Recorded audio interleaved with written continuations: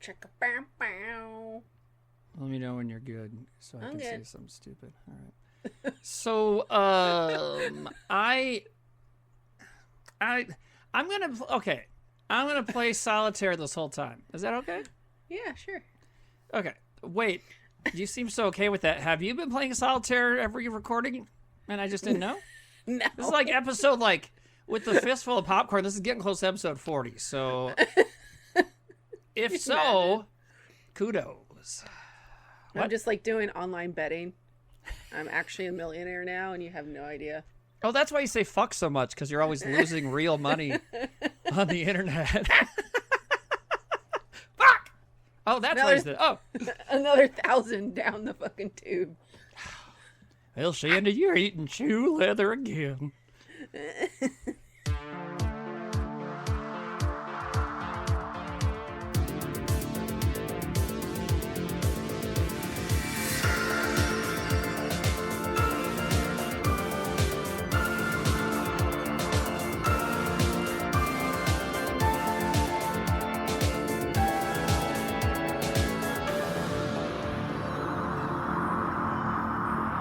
Okay, didn't I tell the story a long time ago, one of our early episodes, about being at a church lock-in sleepover, and a dude pulled out an axe, and then a girl punched him in the face? Yeah, I remember that. That story is awesome. Yeah, so that girl was at this memorial last Sunday. Nice. Rachel. Shout out to Rachel, because I told her I told the story. And I'm like, and I got that right? She's like, oh yeah, I punched him right in the eye. I'm like, fuck yeah. I mean, the guy had it coming, so... Yeah. We love Rachel. Yeah, we love Rachel. Big Rachel fans around here. Yeah. And then Margaret's car keeps having issues, and I'll be spending extra on car repairs. Oh, jeez. I know, man. It's fucking stupid. What kind of car does she have? You've seen Breaking Bad, right? Yeah. Okay. So she has a Buick Rendezvous. And if you don't know what that is, Walter White's car in Breaking Bad is not a Buick Rendezvous. It is a Pontiac Aztek, but they are almost the same exact vehicle. And in fact, the first time we had to get repairs on her car, when I looked at the list of parts, the part that they needed to get it said, for Buick Rendezvous / Pontiac Aztek. So it's the same stuff, because it's very similar to Walter White's car. She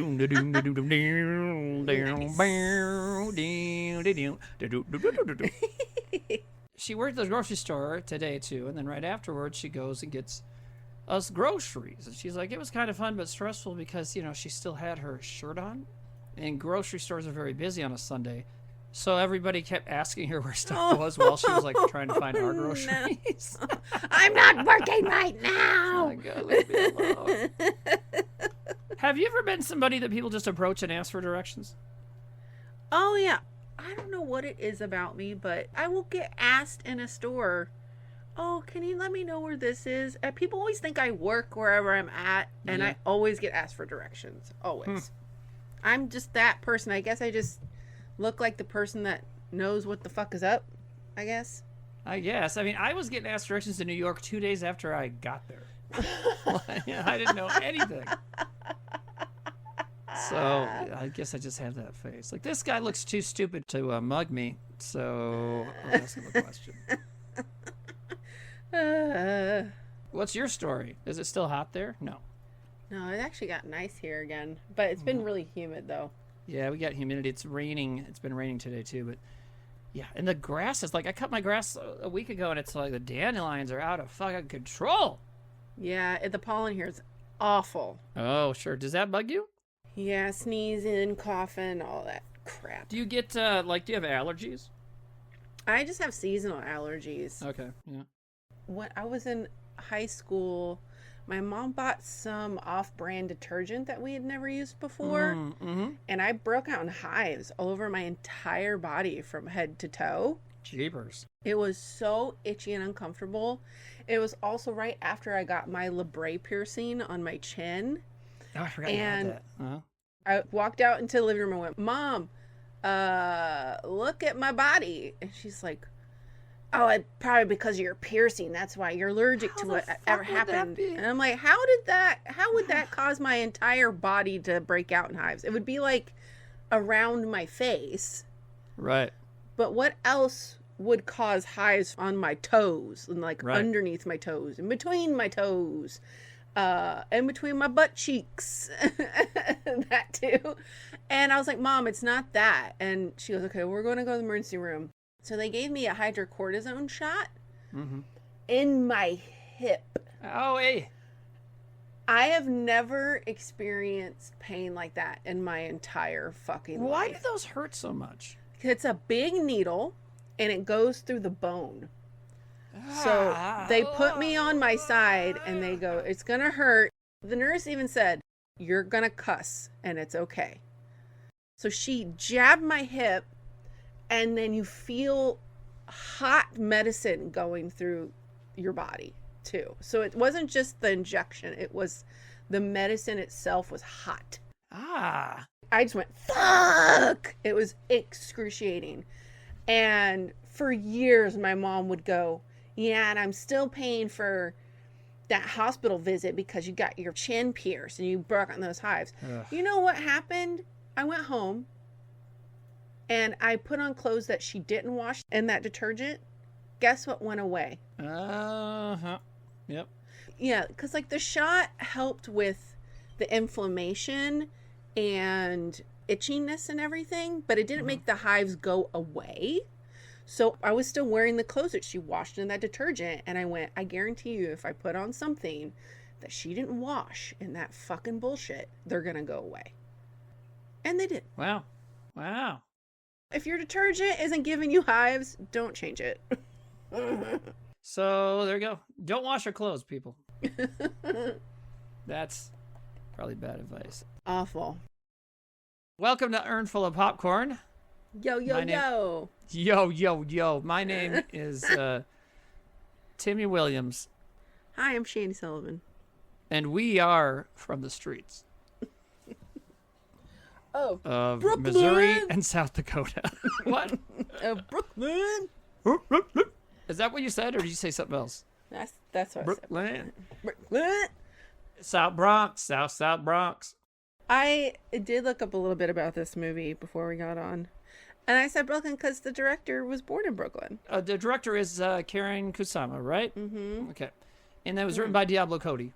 Yeah, who also helped with Juno. She wrote Juno. Yeah. She won an Academy Award for that. Oh, that's right.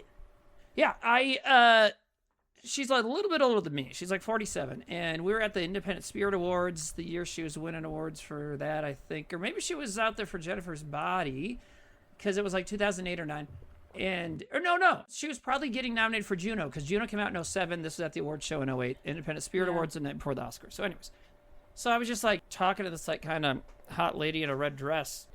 And then I saw her win an Oscar the next night. I'm like, oh, that's who that was. She used to be a stripper. Oh, I didn't know that. Yeah. And I don't know if she wrote like her screenplays while she was dancing. I mean, I suppose, you know. Yeah, look at this. While still stripping, Cody began writing for City Pages, which is a Twin Cities version of like the Village Voice, basically. Oh. Then she left and was writing for Jane, and then she was writing for Entertainment Weekly. Wow. Good for her. Hell yeah.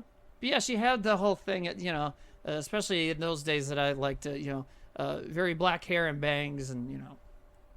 That like Betty Page. Yeah, good geometry. Yeah.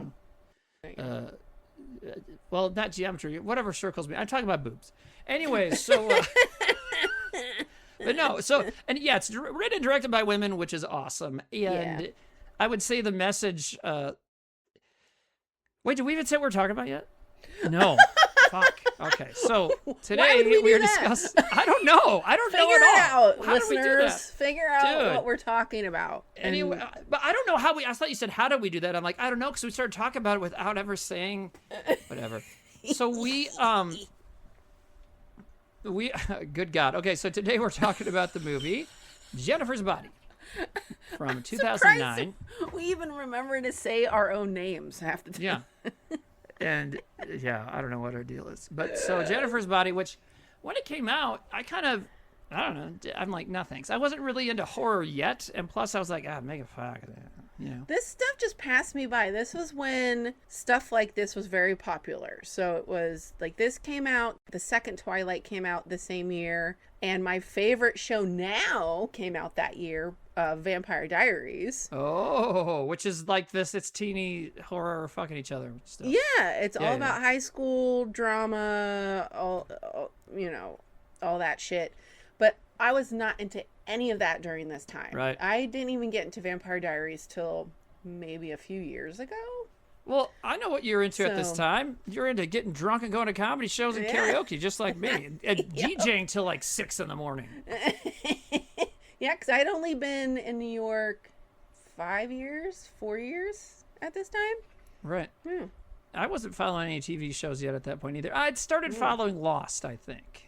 Yeah, I was paying attention to Lost. But anyways, so it kind of came and went for us. I don't know if it did. It did okay at the box office, I suppose. Oh, this movie tanked. It says here, budget 16, box office 31 million. So, I mean, it made money, but I guess that's considered to tank. Following revelations of the film's poor marketing campaign was the result of the studio's desire to capitalize on Fox's sex appeal and gear the film towards a younger male audience. Jennifer's Body has undergone a critical re-evaluation in the years since its release and has been described as a feminist cult classic. And I would say it definitely fits all those words. Yeah. Of course, we're going to talk all about it, but just in short, did you like this? Love it? Hate it? I loved this. Me too.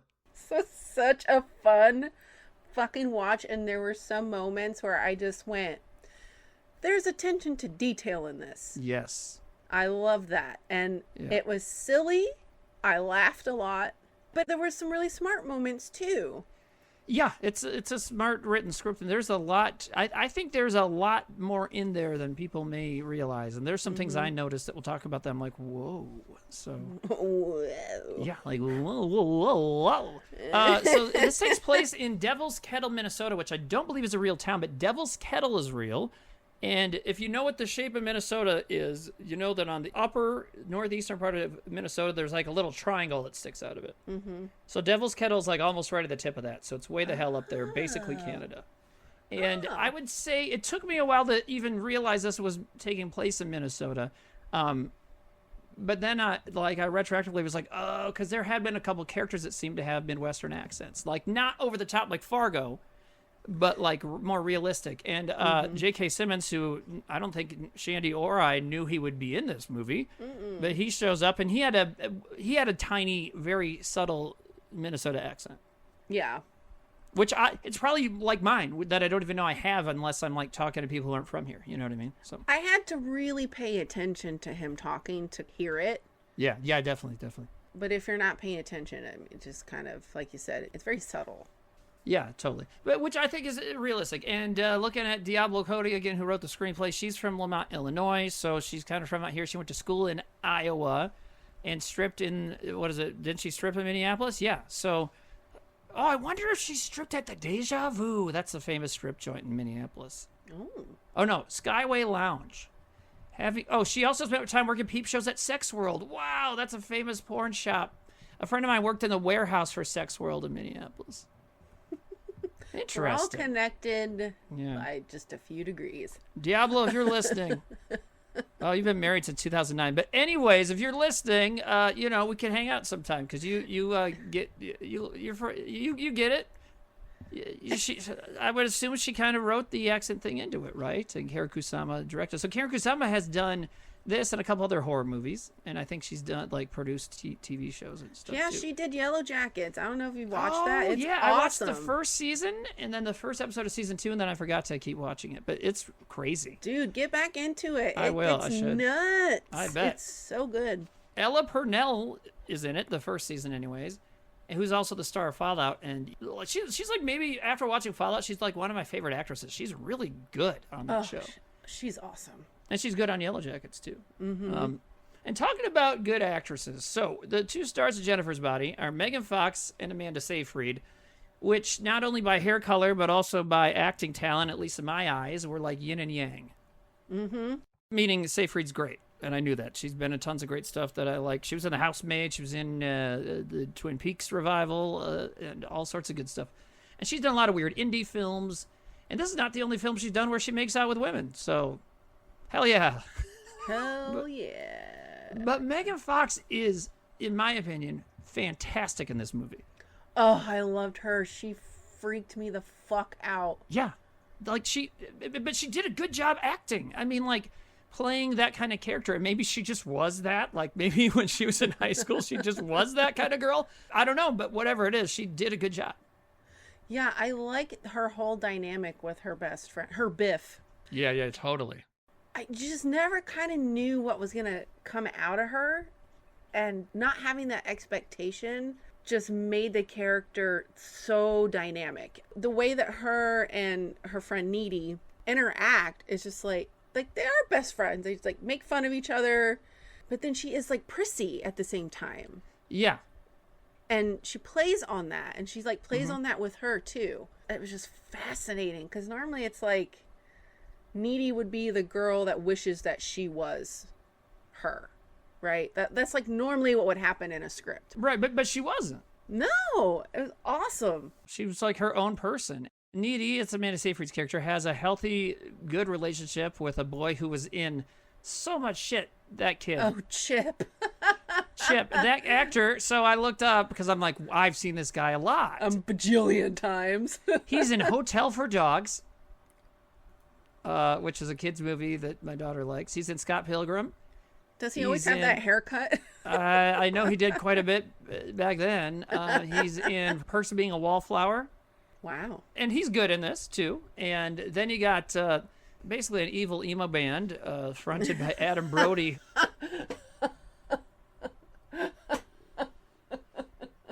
Well, they are an evil emo band. Is there any other? No, that's what they are, yeah? They came out, I fucking died laughing. Dude. Just it takes you back to that time Hell period. yes, it does. And then that song. The song they write that becomes a theme for the town and when they're dealing with all these tragedies. The song wasn't bad. What? I liked the song. Did you like it? I never liked that kind of music that much. But it wasn't bad. No, it wasn't bad. Low shoulder. The fuck? Anyways, but he's good too. And so it's a good cast. Also, Amy Sedaris plays Amanda Seyfried's mom. Yay! And then, I don't know if you noticed this, but Jonas is the football player that she kills first when she goes on a killing spree. We'll get into the story, whatever. But so Jonas's parents, they just show up briefly at a memorial or a funeral or something. And I see the dad, I'm wait a minute. And indeed, I was right. The dad is Bill Fagerbaki. I think that's how you say his last name. Who is Patrick, the voice of Patrick from SpongeBob. Oh. And people like me know him as Dauber from the sitcom Coach. Yay! I didn't notice him.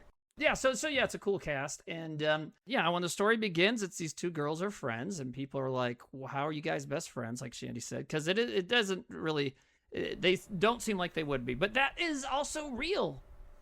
You know what I mean? I had friends that were parts of other circles, Yeah, and that, what does she say? Sandbox love never dies. I think. Yeah, because they were kids and played in a sandbox. Yeah, they're yes, childhood friends, and sometimes you stay friends. Or it happened to me when I got older. Some of my people I was friends with when I was little, we parted ways, and sometimes that happens, and sometimes you stay friends forever. Sure. Yeah. It just kind of goes either way. Sure. Yeah. And so in this case, they did stay friends. And, Amanda Seyfried, her character Needy, her boyfriend Chip is very devoted to her and always because the thing is so Jennifer is played by Megan Fox. And, Megan Fox has she always has had a sexuality to her, and so that character in this definitely has that. And so even just talking to Chip normally, it just always seems like she's trying to fuck him, and that's kind of how she talks to everybody, right? So it's kind of how her character is. And so he is just constantly kind of just nah, not into it, so I really liked him, and their very sweet lovemaking scene. That's one of the most incredible scenes of the movie. So we'll get into that in a little bit. But there's so much. This is reality. This is how you take reality and put it on screen. Yeah, I think, and the director's good, but I think a lot of this goes with the script because it sounds like she grew up and lived in places like this. And she's, you know what it is too? It's like she's actually lived life. She's had different jobs. She had different things. She did different things. And so I think that makes you better than someone who just like grew up in LA, went to screenwriting school, and lived in a box writing, Transformers movies. Which Megan Fox in the first Transformer movie, please. Well, it's meant, please, by the way, is what I meant. But it's mainly her midriff is in the movie, but the rest of her is in it too. But the way Michael shoots it, it's mainly her stomach, and her shoulders. So. But so she does a great job as this, and I think I don't know if it was written for her. She was attached to it for a while, supposedly, but I mean, man, she's just very good. And Amanda Seyfried's good too, but like I have less to say about that because I think she's always good. Yeah, the way the movie starts out is pretty interesting, and I just wanted to mention this. This was actually kind of a big thing with movies and TV at this time, was having the narration. Yes. Because Vampire Diaries fucking does it, and just a lot of things were doing this, where it's like somebody that was a main part of the story is now you're telling what has happened or what is happening.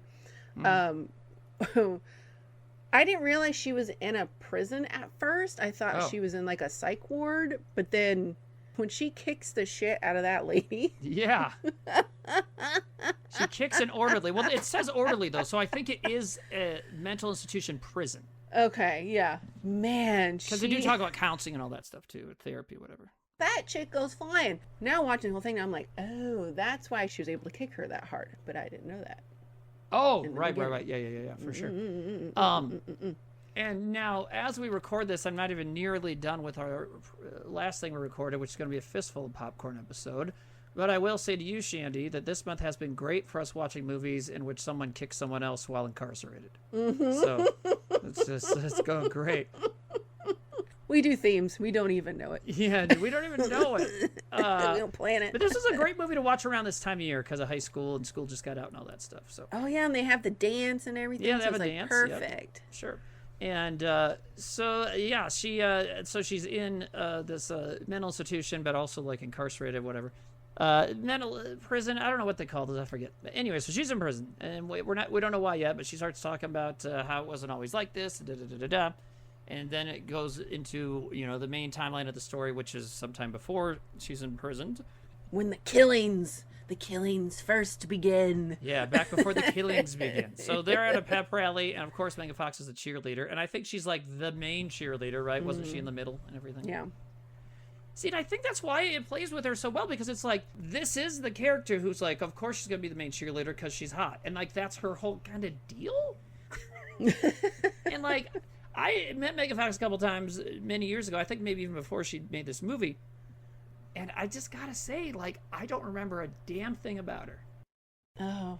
And I don't mean that as a criticism, but maybe, I don't know. Maybe she wasn't that interesting. But I mean, the thing is like the main thing is like, oh yeah, she's hot. And that sucks to say, but that's kind of who she was. And I think that's why she got this role. Yeah. But she makes interesting choices, and she still makes interesting choices. She just did that one where she played like an evil sex robot, right? I didn't see that movie, but, right? Like last summer she did. Good for her. When she was like 40 or 39, so, good for her. Yeah, I mean, looks will take you places. Sure. But it'll only get you so far, I think, no? Yeah, no, totally. And she, I think she was trying to get this Angelina Jolie thing going on, but I think even just looking at Angelina Jolie's face and body versus hers, which I'm down to look at either of those all the time. But all of the time. Yeah. I think it's just like when you look at Angelina Jolie's face, there seems to be a lot more going on under the hood. And also, I mean, she'd already won an Oscar by this point. You know what I mean? She was a very talented lady. So, anyways, but I think that's kind of what they're going for. And I don't know, but Megan. It's not like Megan Fox's career has been tragic or anything. She still works and stuff. And I think Seyfried, out of like almost everybody in this movie, has just been steady. Yeah. Chris Pratt, I guess, but oh my God, he showed up and went, oh jeez, who isn't in this movie? Yeah, he shows up for just a little bit, and he plays like this cop guy who's wearing like camo, and he's clearly like a right-wing kind of rednecker guy, which is more like the real Chris Pratt than any other character I've ever seen him play. Oh you want me to play myself? There you go. Yeah. Does he hate gay people? He doesn't say that, but sure, you can have that. Yeah. Jesus. Well, he supposedly is part of a church that is not cool about that stuff. So. Yeah, no.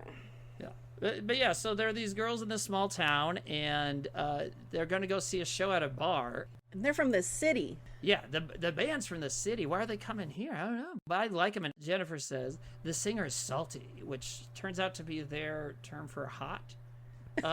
Salty is what I get called whenever I bitch at someone on a streaming show. So maybe that's what they mean still. Like, Timmy, you are really sexy when you're angry. That's probably not what they mean. So next time somebody says that, just say thank you. Thank you. Thank you. Yeah, you're right. I do have you. a really great face and nice muscles. But they go to this bar, and so Needy's boyfriend, Chip, is like, that's not where you go see a band. What? Like, it's a dive bar. I love this bar. This bar is such like a small town bar. Totally. Oh my God. When you still let underage in, but you got to put the X on their hands. Yeah. You know, it's like the one bar that's in town, and everyone's always in there drinking. Yep. And you're in there trying to get somebody to buy you booze. Yeah, totally. Underage. It was so great. And then when they meet the band, and then Jennifer, Megan Fox, is like, I'm going to go buy him a drink. And Needy's like, how are you going to do that? She's like, I'll just go play Hello Kitty with the bartender. So the dialogue in this movie is great. Oh, it's wonderful. At one point when Jennifer is like getting turned on by something, she goes, that gives me such a wetty. And I was like, that's the best thing I've ever heard. I never thought about that. That's great. It's like the lady version of a Woody. It's perfect. And Needy's, because she doesn't cuss, I guess you find out. Yeah. The stuff that she says is really funny too. Yeah. Yeah, and I think, I've not really seen much in the way of Diablo Cody's movies. I saw that Jennifer Frankenstein movie, or Lisa Frankenstein movie, but I didn't see Juno. So I think that she has a reputation for that kind of dialogue. Yeah. It's very, very on par. Juno's great if you've never seen it. I mean, I should see it sometime. Fucking awesome. Right.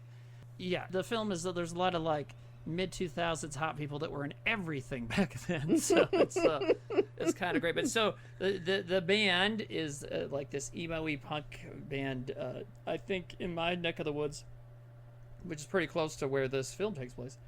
Around this time, they were calling that kind of music like scene, like with the black bangs and all that stuff. And up in Fargo, North Dakota, where a couple of my brothers lived around this time, it was all black hoodies and dyed black bangs. It was a whole deal. And this kind of music, like screamo, whatever you want to call it. So the side swoop bang with the leather bracelets. Oh yeah. Oh yeah. Oh yeah. What does that? You think that's hot? The way you said "oh yeah" there seemed like you're in. Oh yeah. Oh yeah. Don't. The only kid I was attracted to in this, I'm saying like he's probably not. I'm not saying kid like I'm attracted to kids, but like the actor. You know what I'm trying to say. Digging that hole, there goes Shandy. There she goes into the whirlpool at the bottom of the waterfall. Colin's character in high school, I would have been obsessed with him. Oh, the emo kid that they're friends with. Yeah, the only he dates the death girls or the dead girls is what they call. Yeah, he dates the goth chicks that they call dead girls. Yeah, and he seems like a genuinely good character too. Which I like that there's boys in this high school movie that aren't pieces of shit, because that is true. Mm-hmm. I'm not one of those not all men guys. No, men are idiots, and we don't deserve to be portrayed in a nice manner. However, there are high school dudes that are not jerks, so it's kind of, it's cool to see that. Just it's like you were saying about everything else, it feels more realistic. Mm-hmm. It feels more like reality. Because there's boys that suck, and the band is probably number one on that list. Oh my God. And they're just so immediately shitty. Like, the girls go up and meet them, and I mean, Megan Fox, Jennifer is like putting the swerve on to the singer immediately. Mm-hmm. I'm going to go get a 9/11 themed shot and we'll each have one. Because they sell it in two because of the two towers. God. Or something. They're red, white, and blue, but she buys two. Then she's like, Tower 2 isn't full enough or whatever. So crazy. Yeah, so we don't see it happen, but she goes to the bar to use her cleavage to buy drinks, even though she's underage. Because the camera does not go with her, because it stays on the band as they start talking about, like, hey, what about that girl? Pointing at Needy as she plays pinball. Again, I would be hanging out with her. She's playing pinball? Hell yeah. Same. She's friends with, like, the goth kids and shit? Sure, probably got the best drugs. Anyway, so... So the band is like, what about her? Pointing at Needy, like, I don't know. They're like, what about her? Only she's a virgin. She's a virgin. No way she's a virgin. Oh, yeah, yeah. And so, and this is another reason Needy's a good character in my book. She comes over. She's like, hey, that's my best friend you're talking about. Yeah, she calls them fucking out for being dickheads. Which is awesome. Yeah. Yeah. But too bad her friend doesn't care. Yeah, her friend does not care. So she comes back with the drinks, and it's like, Tower 2's not full, sorry.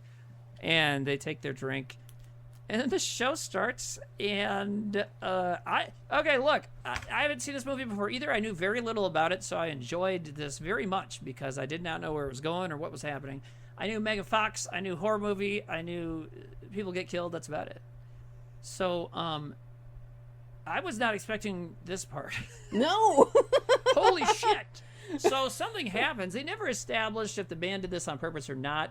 I could go either way on that because it doesn't seem to have been part of their plan, so they didn't need this to happen. However, the club starts on fire.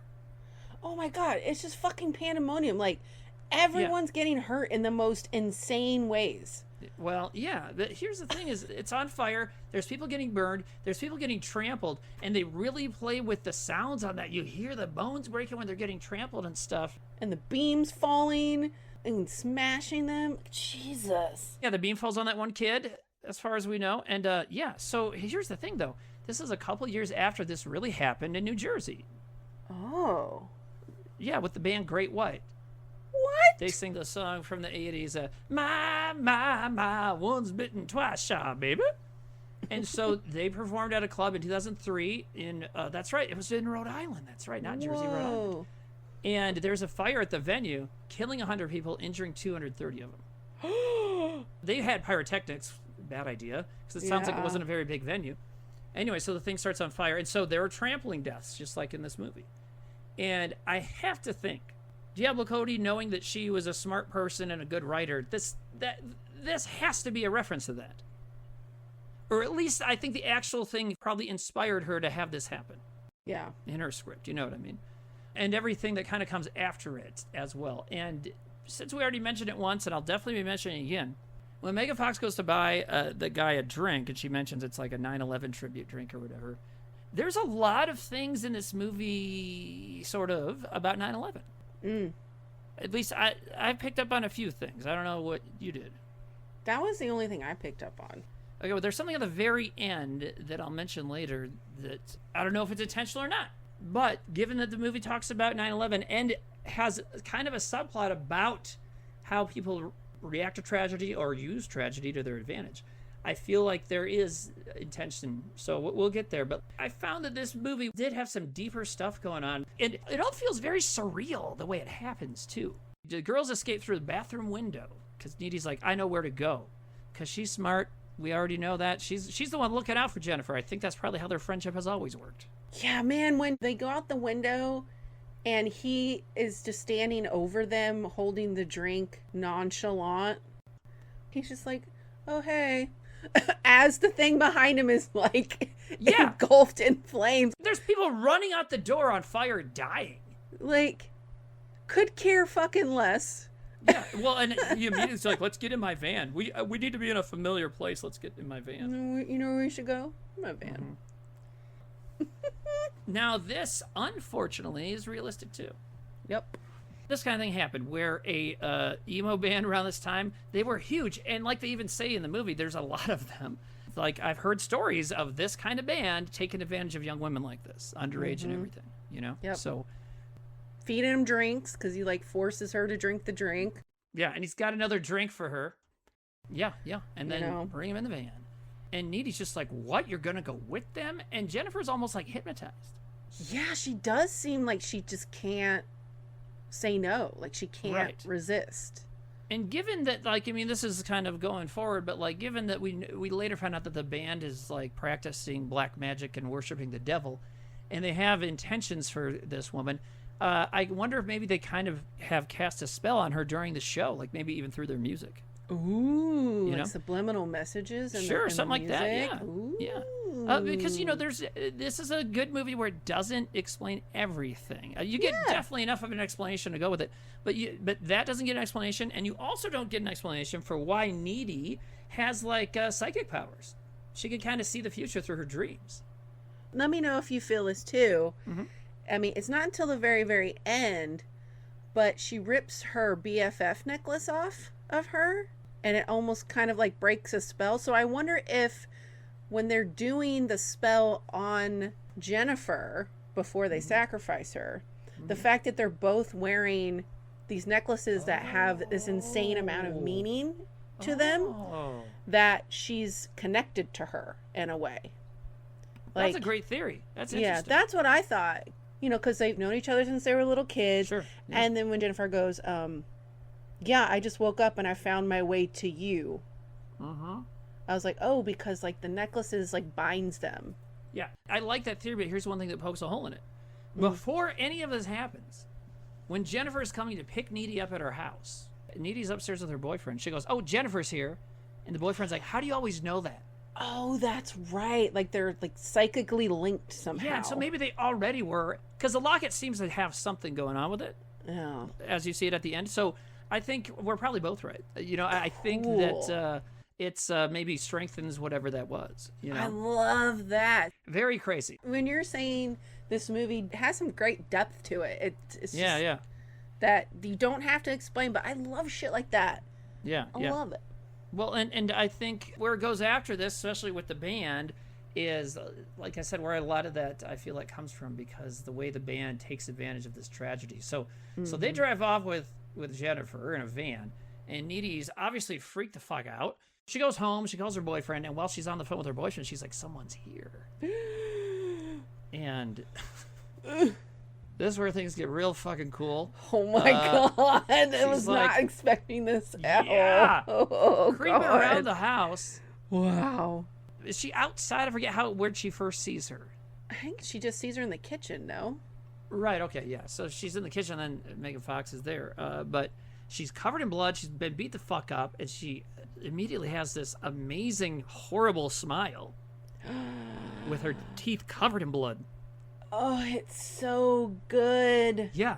And, like, that's when I was like, oh, my God, Megan Fox is killing it in this movie. It's brilliant. Because that, like, takes, you know what I mean? Like, that takes something, So. Yeah. Because you're just like, oh, yeah, she's just this little, like, shitty, stuck-up, pretty girl. Yeah. Nah, she is... Something's going on. She looks fucking possessed. Yeah, like, she that's does. what it looks like. And then she just goes to, like, eat a Boston Market rotisserie chicken. I love when she says that. She's like, my mom got that at Boston Market. Right. That made me laugh. Like, Jennifer? Yeah. My mom got that chicken. Yeah, that's for tomorrow. It. Speaking of her... Oh, go ahead. I love how Needy, a lot of times in this movie, obviously something is fucking not right here. But her way that she reacts to things is so funny. As if, oh, I'm just trying to figure out what's going on. There's nothing to be, like, concerned about. She's literally covered in blood. Like, you're concerned about her eating the chicken. I thought it was just so funny.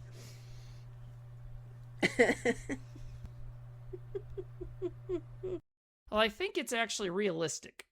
And I don't think it means she doesn't care about what's happening to Jennifer, but owning a teenager, they find, kids are different than adults because they haven't been ruined yet. And so they do care about that kind of stuff all the time. And so it's like, not only are you covered in blood, and last time I saw you, I thought you were going to get gang raped, but now you're eating my mom's fucking chicken.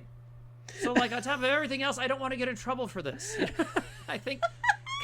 Because kids, like, there's things that are very important to them that you didn't think is important, and I think that might be a little way to do that. But also, it's just, I think it's, again, realistic just because, like, it's her best friend. She's had to yell at her best friend thousands of times before throughout their life for dumb shit. So it just kind of maybe becomes even second nature despite what's happening. You know what I mean? Yeah. Like, oh my God, you're not supposed to eat my mom's chicken. Like, it could have even been an instance where she did it before. You know what I mean? Like, she came home drunk. Oh like, my God, she came to her house drunk and, like, found her in her fridge. Yeah. And talking about food and Needy's parents, there's something they say earlier that's great. I forgot to mention. One of the rounds said, like, yeah, she's dating that guy that owns the ham store. And I was like, that is amazing. The ham store. I'm sure Jennifer says that. That sounds like a Jennifer line, you know, because she doesn't quite. There's some stuff she just doesn't really understand. What is that thing? She references something to the goth kid later, and he's like, that's not what that's about. But what is she talking about? I can't remember. Oh, he's like, you want to come with me to go see the Rocky Horror Picture Show? Oh. And she goes, I don't like boxing movies. I fucking died when so she funny. said that, and he just kind of looked at her like, oh my God. Yeah, and it's funny that she would look at this guy, this goth little artsy kid, and be like, this guy wants to see a boxing movie. It's like, no.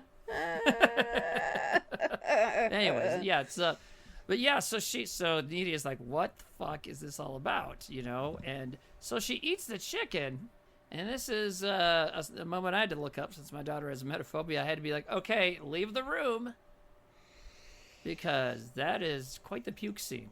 Oh God, it's so good.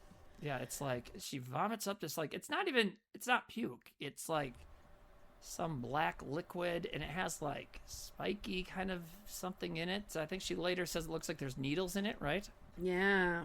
The other thing I like about this movie is it's definitely a love letter to horror films, because this is what happens a lot, is when you get possessed or you become a vampire and you're not told what is happening to your body.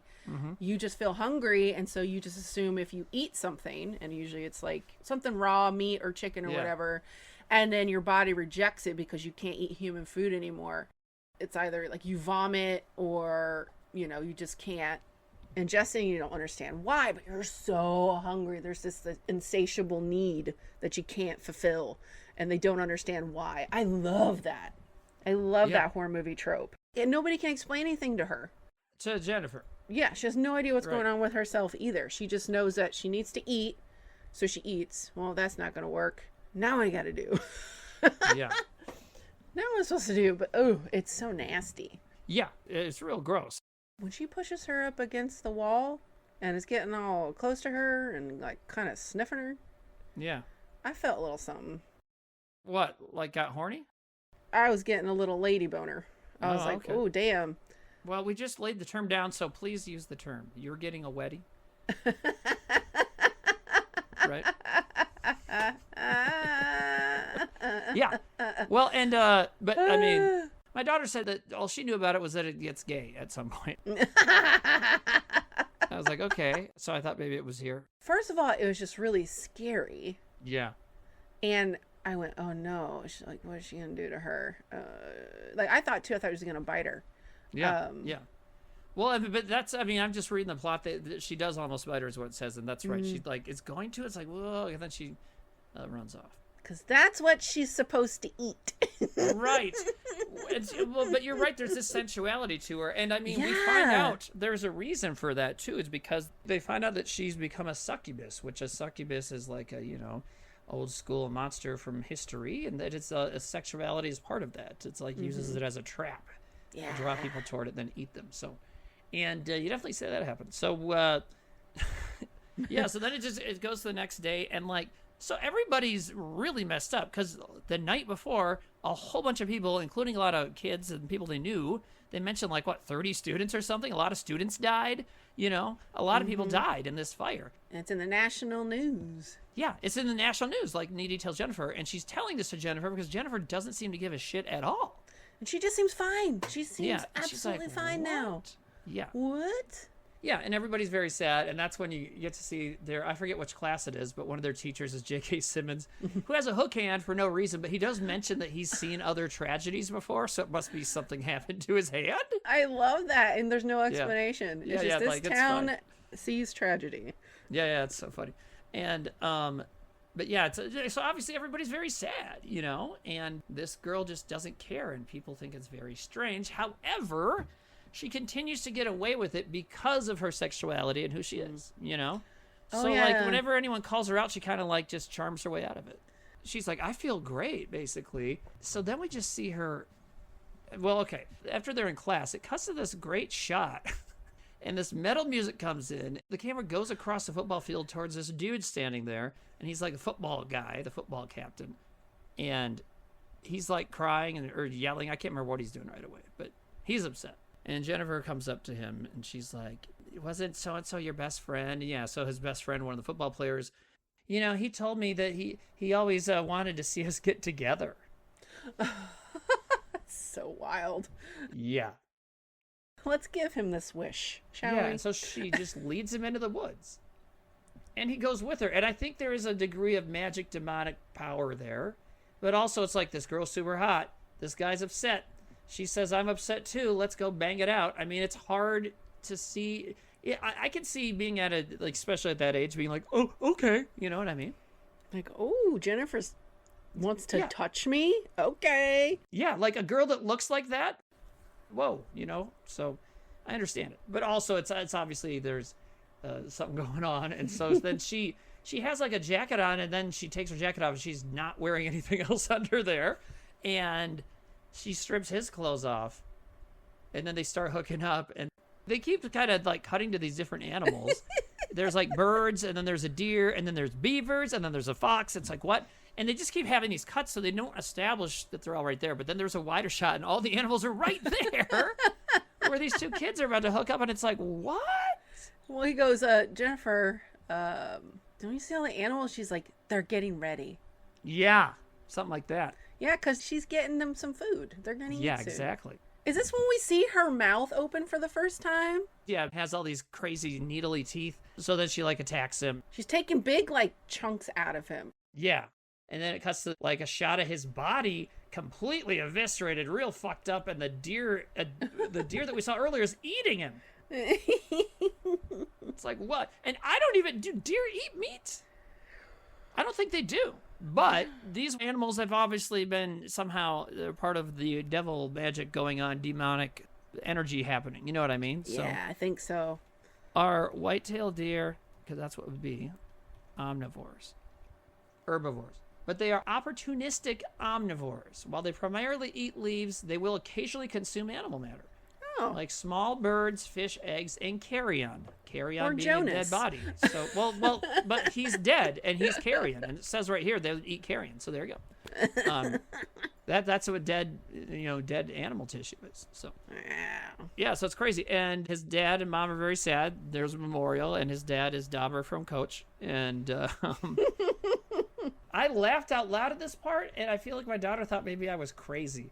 But so they cut to like, now there's been two tragedies, one right after the other, the next day, right?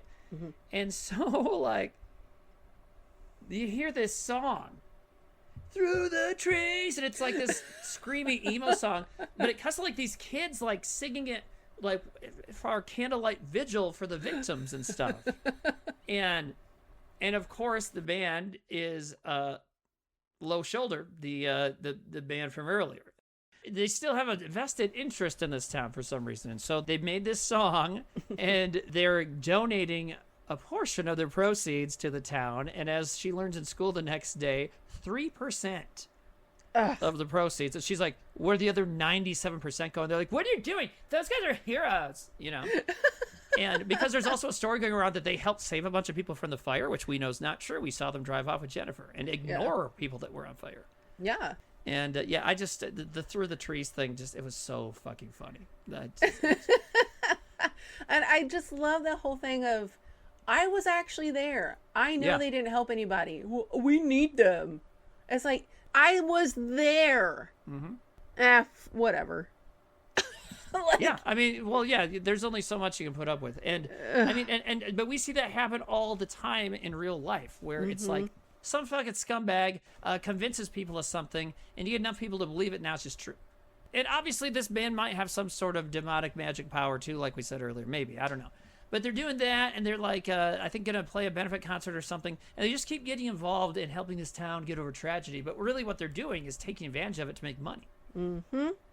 And we see that a lot. I mean, with 9/11, lots of things, there's tribute things. And, you know, like every piece of art and music was expected to somehow comment on that at some point. And, you know, I think this movie has a lot to say about the way people respond to tragedy and how, like, some people don't care, and some people just kind of get caught up in whatever the moment is, and then other people are using that fact to take advantage of people.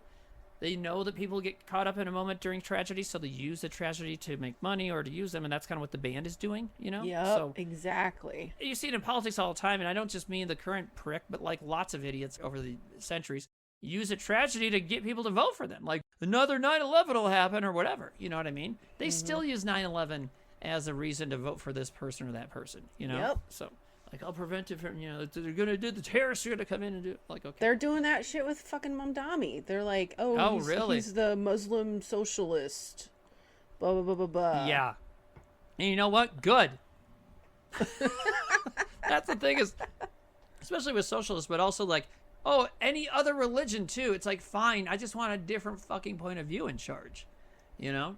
Yeah, it's crazy. They had like people that don't want Mamdani as mayor. They had a fucking rally Jesus. here in He New York. already is mayor. Why did they do that when he was running? You know what I mean? It's Because like, they think they can do something to get him out, and it's like, no, it's not really how this works. just because he's going to make rich people actually pay their share for once. Yeah. You know? So yeah, I think this movie has stuff to say about that. It also says, and I don't know if I really remember where this happened. I just wrote penis cheese. I wrote the same thing. And What that's is because that from? I was about to tell you. So Needy's at her house with her mom, who, by the way, is played by Amy Sedaris in a fun little role. And it's funny, she's only on screen for like a minute or two, but she made me laugh a few times. I forget what she said, but, you know, Amy Sedaris is really good at things, you know? So she takes her little bit of dialogue, whatever it was, and was very funny about it. But so anyways, so back to penis cheese. So, so Chip calls Needy to tell her, hey, this guy just got found murdered, like ripped apart and everything. And she starts talking to him. He's like, sorry, I can't hear you because my little sister's playing piano.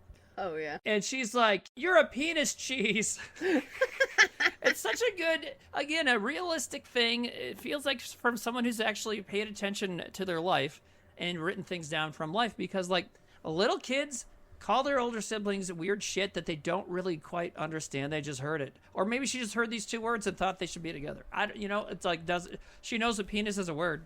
Penis cheese sounds gross. All right, you're penis cheese. Cheese can be smelly. Yeah, totally. Well, I mean, there was a thing I've heard from like any kind of buildup under a dude's balls. Somebody once called from under cheese. That's so gross. Gross. That is gross. So it's a great insult. And it reminds me of E.T. At the beginning of E.T., Elliot's older brother and friends are playing D&D, and they like start giving Elliot shit for some reason. He goes, whatever, penis breath. So that's a good one, too. Penis is a word that little kids know they're not supposed to say. But so it's going to be included. But actually, I have a fun story about that. I have a nephew who, he just turned 6, but when he was about 5, maybe 4.5, they were visiting us at my parents' house, and he just kept saying penis. And my brother Andy had to like take him aside and talk to him, be like, dude, you can't just run out. I love that kid. Right. Yeah, no, Hugo is amazing. So there's a lot of other reasons he's amazing, but just that one is good too. So anyways, he got in trouble. He had to go talk to his dad about it, whatever. So in the meantime, I'm playing Boggle with 2 of my nieces. Boggle, you know, is that game where you have like a cube thing with a bunch of letters in it, like letter dice. You shake them up and let the dice fall, and then you try and find as many words as you can from the dice, you know, from the sides that came up. You know what I mean? Mm-hmm. And I'm playing with my 2 nieces, and we all notice it immediately. And I said, nobody say this out loud, or it's going to start this problem all over again. It said penis very clearly. No. You know, and in that game, you don't just look for words like straight up and down or whatever, but they can kind of take a weird path. So you're looking for words like, oh, okay, there's a P over here and E over here. But so, and we're all looking, we're like, oh my God. Oh. It was right there. And it was like minutes after he got in trouble. We were like, that is so funny. So little kids love saying it because they know it's a naughty word. It's not like a rough sounding swear word though. It just sounds silly, like penis. And guess what? Penises are silly. What does she say about the Indian exchange students, Dick? She's like, I wonder if he's circumcised. I've never had, what did she call it? Oh my God. She said, fuck, I should have written it down. She said she wanted to like try an umbrella. What the fuck did she say? What did she call it? She said something wild. Yeah. Let me see if I can look it up. So you can look it up because now it's going to bother me. Yeah. And it's like, it was good. It was funny. She's got some, like I said, the Weddy thing. Oh, here we go. I wonder if he's circumcised. I always wanted to try a sea cucumber. Oh, and they're those things that have like that flap of skin on the top over the end of it. Jennifer! And that's funny too, because it's like, I feel like you have to be kind of smart to even know what the fuck a sea cucumber is. But she's dumb in other ways, But so the band is very much taking advantage of the tragedy befalling this town, and the kids are trying to figure out ways to deal with it. And the little sister's calling her brother a penis cheese. Everybody's having a tough time. And in the meantime, they just know that like something is up with Jennifer, right? Because the day that the football player gets discovered as murdered, when Jennifer shows up, she is like feeling like $1 million. She basically says that. I feel great, And there's a fantastic shot of they're talking about all the kids being upset about the fire and now their murdered classmate. And I don't know if they've changed the color scheme or if it's just the wardrobe, but all the kids are like wearing gray and black. Mm-hmm. And they're in the hall at school. And then they part ways a little bit and boom, pink. And Jennifer's wearing this bright pink heart hoodie. And like just strutting, like feeling amazing. And it's such a great visual. You remember that shot? Yeah, she's got the pink heart earrings. Oh, yeah, it's all pink hearts. Yeah, she is just loving life. Yeah, Feeling fancy. She feels great, looks like $1 million. She's dressed nice. Yeah, she just like everything's great in her world. Is this when she lights her tongue on fire? Yeah, she messes with her tongue at some point and just like sets it on fire and then it's fine. Lighting your tongue on fire is wild. Yeah. Like, well, first of all, like, okay, burning it on purpose is crazy, but also it lights on fire a little bit. It's like, can tongues do that? Because also when she's hooking up with the football player, he mentions that she's very warm. Oh, that's right. He said, why are you so warm? Yeah. And it's because she's a demon. Now, at this point, I didn't know if it was straight up demon. I thought maybe there was some sort of nymph or dryad or forest spirit situation because of the animals being connected to her. Then we also see her swimming naked in a lake after that. Yeah, I didn't, the demon didn't hit me yet. Yeah. Either. I just went, something's just not right, but I couldn't really put my finger on it. But I was loving whatever it was. Yeah, totally. Me too. And because it's in the forest and there's, the town's named after this like body of water, this lake with like a kind of sinkhole whirlpool situation. So there's nature around.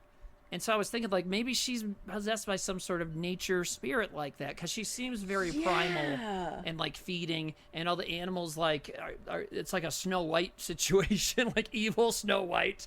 All the animals are, like, with her, So I don't know. Yeah. Oh, that would be a cool angle, too, that she's an evil Snow White. Yeah, but I think what it turns out to be, succubus is not super different from that, though, because, like, with paganism and demon worship and all this stuff, like, the woods plays into it. And that actually reminds me, so this is in northern Minnesota, and having lived near Minnesota most of my life, I know about it. And so the northern border of Minnesota, which meets Canada, there's a bunch of lakes and a river up there called the Boundary Waters. Ooh. And my whole life I've heard stories about the Boundary Waters, like people found like weird like pentagrams and different like little things made out of sticks up in the middle of nowhere in the Boundary Waters, and shit, man, maybe Diablo Cody knows about that stuff too, because that would make sense, since she's from Iowa, and Illinois, so kind of out here, but so there is that element to that part of the world, and so that would all kind of tie together, you know what I mean? And don't they talk about how like this little town, they're known for this waterfall that's not really a waterfall because it's like the bottom of it doesn't come back out, I think is what she explains. It's like it becomes a whirlpool, and then there were scientists that tried to find out where the bottom went or like what was in the bottom. So it's like we still don't know what's at the bottom of the ocean. We don't know what's the bottom of this fucking whirlpool. Could be anything. But we do see later that stuff they drop in comes out onto the road at some point in a different part of the area. So That's so it washes crazy. out somewhere. Yeah, it's very crazy. But there's a. Is it in the Black Hills? I've been to a little body of water like that called the Devil's Drain or something like that. That's a similar thing. It's a similar thing. Devil's. This is Devil's Kettle. Devil's. What was that? Anyways, Black Hills, Devil's Bathtub. Whoa. Outside of Lead, South Dakota. That's right. The Devil's Bathtub. So there you go. It's cool. You hike up to it. And then if you go past it, you eventually come up to like a big sign that's like, no trespassing. You could get shot, basically is what it says. Anyways, we keep getting little hints at Jennifer like having devil powers. Like her tongue heals itself. We got the face. We got the animal thing. Like what the fuck? And yeah, shortly after she kills the football guy, she's feeling fantastic. And I think that shot was just really well done. Of all the gray, and then she's in pink. Because it's like almost blinding. Because you're not expecting it, And it's just gray, boom, pink. And it's very cool. But then it cuts to like a month later. They're back in class. And the teacher, J.K. Simmons, says, today's the month anniversary of the fire. And she's like, boring. But I love snooze. She's not feeling good at that point. Oh, that's right. And I think it's important to make that distinction of what she's saying boring to, because like it's only been a month. Like 100 people died. Yeah, people's friends and family. Yeah. And it's a small town, so everybody knows everybody, and you think it's boring? Yeah, well, and they literally have that conversation that you just said earlier when she's like, well, do we know anybody? And Edie's like, Jennifer, we knew everybody. Yeah. Because you even see that when they walk through, everybody's like, hey, Jennifer, It's almost like that part of her is gone. Yeah, that's a good point, because it is. Yeah. All that empathy and just having compassion is just right gone. Well, and she says something like that in a minute here, because so the next main beat that we get is that she's like tired and looks very sickly. But still looks good for her. Well, yeah, I mean, the thing is, this is like, it's still Megan Fox. So it's still She like, still she looks still great. looks like, oh, you don't feel good, so now you only look like a 9.5 out of 10. Oh, Right. you poor thing. Oh, sweetie. But she feels like shit. And we as an audience, as soon as you see her sick, you know why? Like, she has to feed. Yeah. I said the same thing. I was like, uh-oh, she needs to kill again. Mm-hmm. So, like, there's some sweet boys in this that don't deserve what they get. Because even the football guy, he might have been a piece of shit. We don't know. If your dad's Dauber from Coach, you probably got a good upraising. Upraising? Is that what you say? I can't remember. Upbringing. Jesus. Upraising. That sounds kind of churchy. Uprising. Fighting the devil. Totally. Anyways, he seemed like a decent guy too. But so there's this nice alternative emo boy, Colin, and I mean, again, Colin is fucking bang on for what these kids up in this area were like at that time. Mm-hmm. The scenester punk emo kids, and yeah, my town maybe not so many, but even here, yeah. But even like in Sioux Falls, Minneapolis, Fargo, like this is the kind of thing around this time. The eyeliner and the black hair, and you look like a Hot Topic threw up on you. Yes, totally. It's like you tried to dress up like Robert Smith, but went like way too far. Yeah. Yeah. But yeah. My crow costume had sex with I don't know, fucking Fallout Boy, and this is my costume. And I think yet another point of realism in this movie is that like the music the kids are into, the posters on the wall, like Fallout Boy and all that shit, that was what they were listening to. Like you said earlier, it just really nails the shit out of feeling like 2008 or 9. Like here we are 17, 18 years past that now, and boom. It took me back. I was enjoying it when a song would come on. Yeah. Or when they would say certain things. Jeez, man. Yep. Because we were in our mid-20s then and lived in New York, so we, in the cultural center, and so you know about all this stuff. We were the big city people they were talking about. Hell yeah. Yeah, that's right. Because when the band comes, I assume they meet Minneapolis when they say they're from the city. And they're like, they're a big city band or whatever. So there's a good song on the soundtrack, a couple. There's a good cover of I Can See Clearly Now. That's by Screeching Weasel. And then Florence and the Machine has a good song on there. Yeah. That's later in the movie. I think when she's getting ready for the dance, I want to say. So yeah, it's very much of its time, and I don't know, man. It's very well done for like what they wanted to do, and like I always say, like I don't judge every movie on the same metric. I like when I watch something, and once I kind of get an idea of what the film is trying to do, if I feel like they did a good job, then I'm going to like it, and this one did a great job. Yeah, it was excellent. Excellent. It wanted to be sassy, and it wanted to be a little bit sexy, and it wanted to like be kind of funny, and it did all that. And scary. Like, I think there's some horror moments that are actually scary. There's a couple of good jump scares and stuff, right? Yeah. Yeah. Especially Jennifer. Good shit. It'd be weird if it did not involve Jennifer. Because she's the monster of the movie, you know. Jeez. But it's around this time that we get a very cool scene that I thought was beautifully done. And another kind of thing that felt realistic and also that you don't see in movies, like, ever, I felt. So Jennifer and Needy are in school, and the emo kid Colin is talking to them. It was like, Jennifer, I actually wanted to, and she's like, you wanted to ask me out, you know. And that's when we mentioned the joke earlier, but that's when he was like, oh, you want to go, they're showing a Rocky Horror Picture Show. And she's like, I don't like boxing movies. The way my eyes rolled into the back of my head. Because not only did this take me back to that time period, it also took me back to high school. Yes. Because when he said Rocky Horror Picture Show, it was like me and my best friend Elena, we would go to the city from our tiny little town. Which city would you go to? St. Louis? So when I was living in southern Indiana, we would go to Louisville. Oh, you go to Louisville. Oh, okay, cool. How far was that from where you grew up? Like 45-minute drive south. Oh, nice. Cool. Yeah, and there was a midnight showing on a Saturday night, and we'd try to go once a month, and we would get dressed up, put on our, Rocky Horror garb, and we go down and like just have a fucking blast. Which, keeping in mind that we don't movie shame, I still have never seen. I guess I'll see it someday, but wow. You know what? I've seen Phantom of the Paradise, and I'm fine. I'll just keep watching that. Anyways, I guess I should see it at some point. You would really, really like it. I think Margaret would really like it too. Yeah, she probably would too.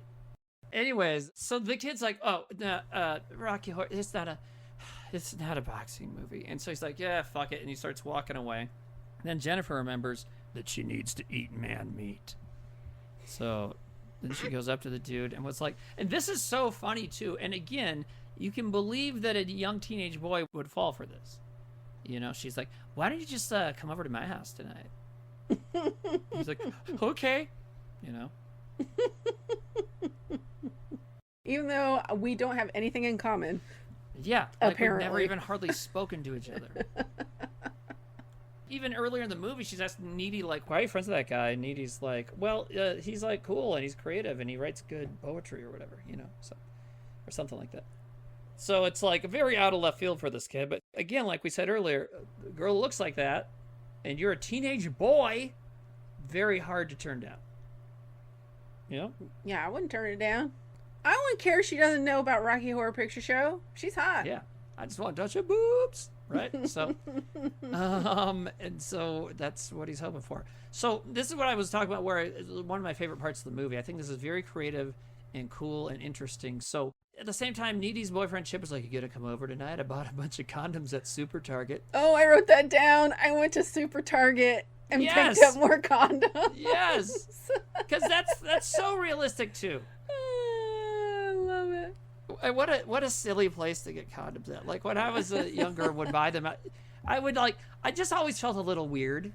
I get them at the drugstore or just like at a truck stop. I mean, I buy good ones, but that's where I would get them at. But just buying them at Target just feels like you're just out there with this. The Target Supra is what we used to call it. Oh yeah, my parents would call it Target Boutique. They would call Target Boutique. Ooh. Yeah, and they would call JCPenney Jacques Penier. And then Walmart was Le Walmart. And so he and Needy are gonna have sex, and I don't think they don't say either way if this is their first time or not. I don't think it is. I don't think it is either, because there's a shot where he's like taking his belt off, and then Jennifer like kind of, what did she say? It smells like a Thai restaurant or something. Yeah, is that what she says? It's like they're like, no, because that's actually the moment. It's right when we first see the boyfriend. They're talking. He starts going for his belt. That's when Needy's like, Jennifer's here, and he's like, how did you know that? Mm-hmm. Yeah, I think they've been banging. Yeah, I think they do. Yeah. I mean, and look, we keep talking about Megan Fox being hot. However, if Amanda Seyfried is dating you and wants to have sex, good luck saying no. Right? So, I also just realized this. Amanda Seyfried played basically a Jennifer-ish character in Mean Girls. Oh. She's one of the plastics. Oh, wow. Oh, she's fantastic. I She's didn't so funny. think about that. She's that girl that thinks her boobs can tell the weather or something. She's so funny. Yeah, really funny. Yeah, I love Amanda Seyfried, man. She's awesome. Like she's an old lady and there's her knees, like when it's going to rain. Yeah, totally. Oh, it's hilarious. If you haven't seen that movie in a while, it's like, I got it on 4K last year, watch it again. It still holds up. It's very, very good. There's another person where it's like, I don't know if they're good at acting, but they nailed this role, was Lindsay Lohan in that movie. Yep. And acting against some terrific actresses as the bad guys. Amanda Seyfried, Rachel McAdams, and Rachel Bilson, I think, was the other one, right? No, who was the other one? And the other Amy is the mom in this, Amy Poehler, right? Yes, there you go. Wow, weird. Well, a couple weird coincidences. Right. Oh, Lacey Chabert is the other mean girl, not Rachel Bilson. That's right. Okay. Anyways, so this emo guy, I mean, he's screwed, literally. Well, he thinks he'll be screwed. I went, oh no, she's gonna eat Colin. Yeah. Oh. So Colin drives around. She gives him the address, and he drives around. It's a very strange abandoned house, and there's music and a little bit of light coming from the upstairs window. But he walks through, and it's abandoned, and it's very strange. And while this is happening, it's cutting in between that and Needy and Chip starting to have sex and stuff. Mm-hmm. And so often when teens have sex in a movie, it's played I don't know, as a joke or as a bad thing. I don't think I've ever seen it like this, where it's this is a nice moment. This is kind of how it goes. She's watching him put it on, and they're just really in it together, and they're still figuring out how to do this. Yeah, I thought it was adorable. It was great. And very sweet and, nice. And you don't, and, there's people teens shouldn't have sex. Oh, whatever. Teens are going to have sex. So, these two, great. They like each other. They're being safe. What's not to love? You know what I mean? They're being safe. They're, hello. And plus, their reasoning isn't just I'm a horny teenager. They actually like each other. They say they love each other later, know? So, it's good. And what really makes it feel like a nice moment is that it's cutting in between a not nice sex moment, because Colin gets up to the top of the abandoned house, and Jennifer's obviously there, and this time there's rats. That's the animals that are with her this time or whatever. And she kind of doesn't spend as much time keeping up the facade. She kind of gets right to, I'm fucking evil. It's kind of, and she's like, I need you scared. And I need you hopeless. Yes. I love that.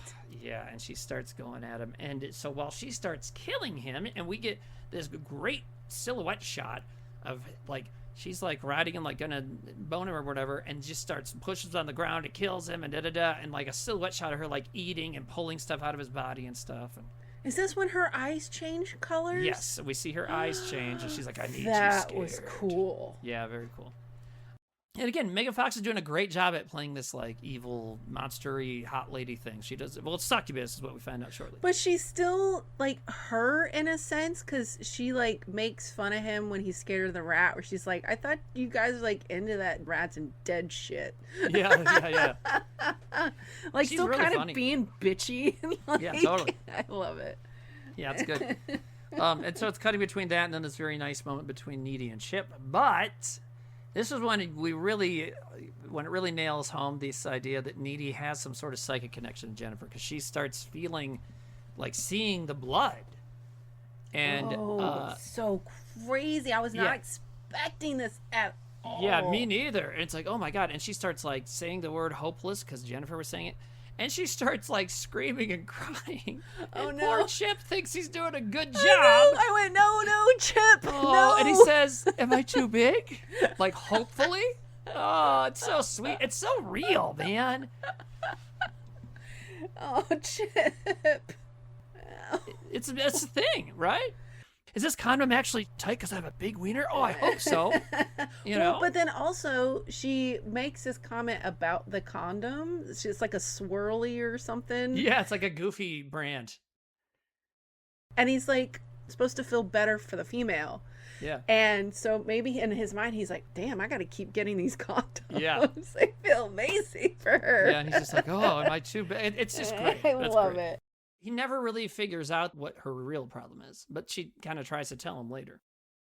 Then Jennifer's killing this Colin guy, and Needy's like in the moment with her boyfriend, but like, oh my God.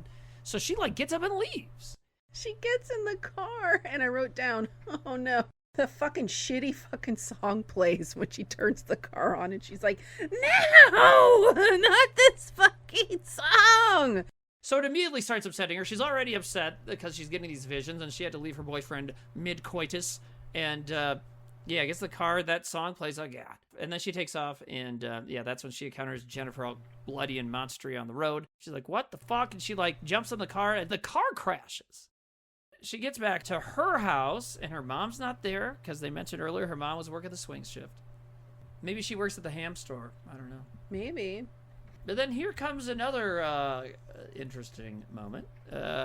So she gets home, goes to bed, and Jennifer's in bed.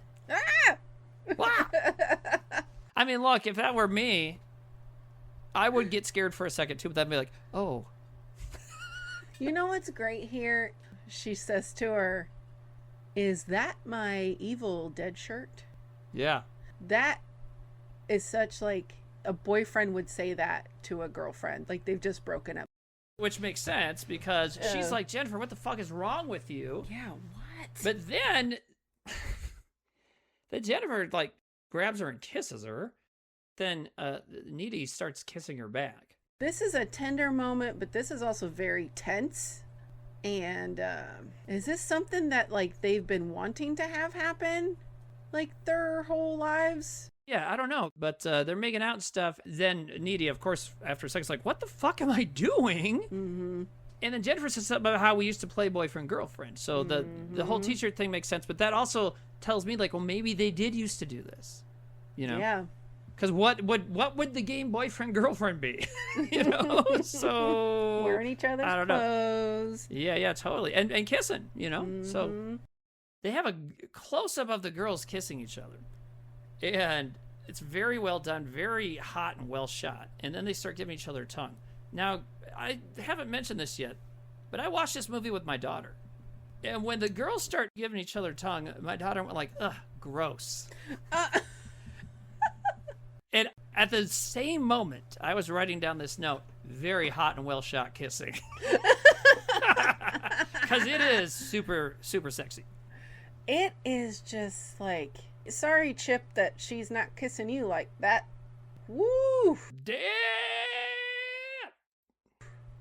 I don't know what Amanda Seyfried's orientation is, but she's had several great girl-on-girl love scenes, sex scenes in her career. Like one with Julianne Moore. And, yeah. I've seen the scenes out of the movie. Reddit. You know, but... hey, man, you know, what am I going to do? And as a movie nerd, just want to see hot people naked and like, oh, well, I want to see hot actresses that I like naked. You know. So I appreciate that Amanda Seyfried has put all out there a number of times. Like, and it's always in service of a good performance. She's not just like, oh, here's my tats. You know, no, she's like playing characters and doing a good job. So what I'm saying is she's good at this kind of thing. But I think the kudos to the kissing shot goes to the director and the cinematographer. I mean, it's just great looking. It's very hot and... ooh, hot and bothered. This is also where I was going, there's this otherworldly connection between these these two people. Like, Jennifer kisses her because that's what Jennifer's been doing to people. But, like, the way Needy kisses back, it's like she's under a spell. Yeah, it's just, like, this is what I imagine my first kiss would be like, right? This is what I would draw a lot in my teen years. Just this kind of thing. The way they shot it made it so meaningful. Yeah. Like, this means a lot of something. Yeah. Well, you know, and like they say, there's a history there of some kind. Mm-hmm. And it's funny because the very first scene when Needy's at the pep rally, her other friend was like, why do you like Jennifer so much? You're lesbian gays. So maybe they are a little bit. It's interesting that you say the kiss means something, because something meaningful does happen outside the kiss. So once they're done kissing, Jennifer finally explains. She's like, I think you need to know what's really going on. Mm-hmm. And we finally get the explanation. And so Low Shoulder is frustrated with their lack of success. And as the leader, Adam Brody's character, Nikolai, says, there's just too many bands and they're all cute. We're all cute, and there's just not room for everybody. So we need to get the devil involved. Is this when you told me you thought the movie was silly? Because that's the silliest part. Okay. Yes, because he I found this thing online. Yeah, about like summoning the devil to help you get famous. And what's interesting here, and I know this is more intention on the screenwriter and probably director's part, is like, obviously this whole time we've thought they raped her. Yeah. And they did not. They killed her because they are going to do a virgin sacrifice. And so she says that she's a virgin. And didn't Needy tell them earlier that she's a virgin too? I think she might have. I think she did, yeah. But so they think she's a virgin. And they need to sacrifice a virgin to Satan in exchange for fame and fortune, basically, going off this spell. And then they have some books. You see in their van, they have a bunch of like occult books and stuff. Mm-hmm. So that's what they do. So they sacrifice her and they stab her. And they're so awful. Oh, they're just the worst pieces of shit. They're really awful. And so awful that when they're having trouble killing her and then they find out her name is Jennifer, they start singing 8675309. And he pulls out the knife. He's like, ooh, that's a cool stabbing knife or whatever. And he's like, oh, it's a Bowie knife. And he just goes, Bowie, sweet. Oh, right, because they're that fucking stupid. They think it's David Bowie. Not Jim Bowie, the hero of the Alamo. And don't they all have a crescent moon tattoo, all of them? Yeah, something like that. Like, they're definitely culty together already. Yeah. Yeah, I think it's crescent moon, yeah. Or it's a waning moon, and, like, this is why they have to, like, do this ritual now. That's right, because there's a waning moon, Yeah. Something like that. And we don't get told that explicitly, but they kind of just say a couple things that's probably what they're doing, you know.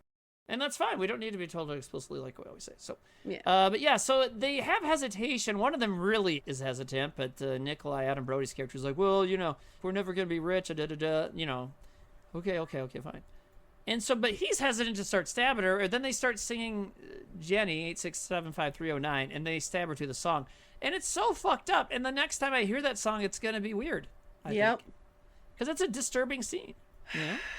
Just, like, not even caring that you're killing this woman that you just... seduced. For what? Fame and fortune? Yeah. You know, what's interesting is they are doing what she ends up doing. They're seducing her to kill her for their own purposes. Mm-hmm. You know? They're feeding a different demon. Thank you very much. But what they don't know, and we know, is that Jennifer is not a virgin. And so that creates a succubus, is what we're told. Yes. Now, I was looking this up. Here's something interesting relating to mid-2000s bands and this mythology, is when this happens to a male, it's called an incubus. Oh, yeah, like the band. Yeah, exactly. Which made me say, whenever tomorrow comes, I'll kill you with giant mouth and evil deer. You know, so.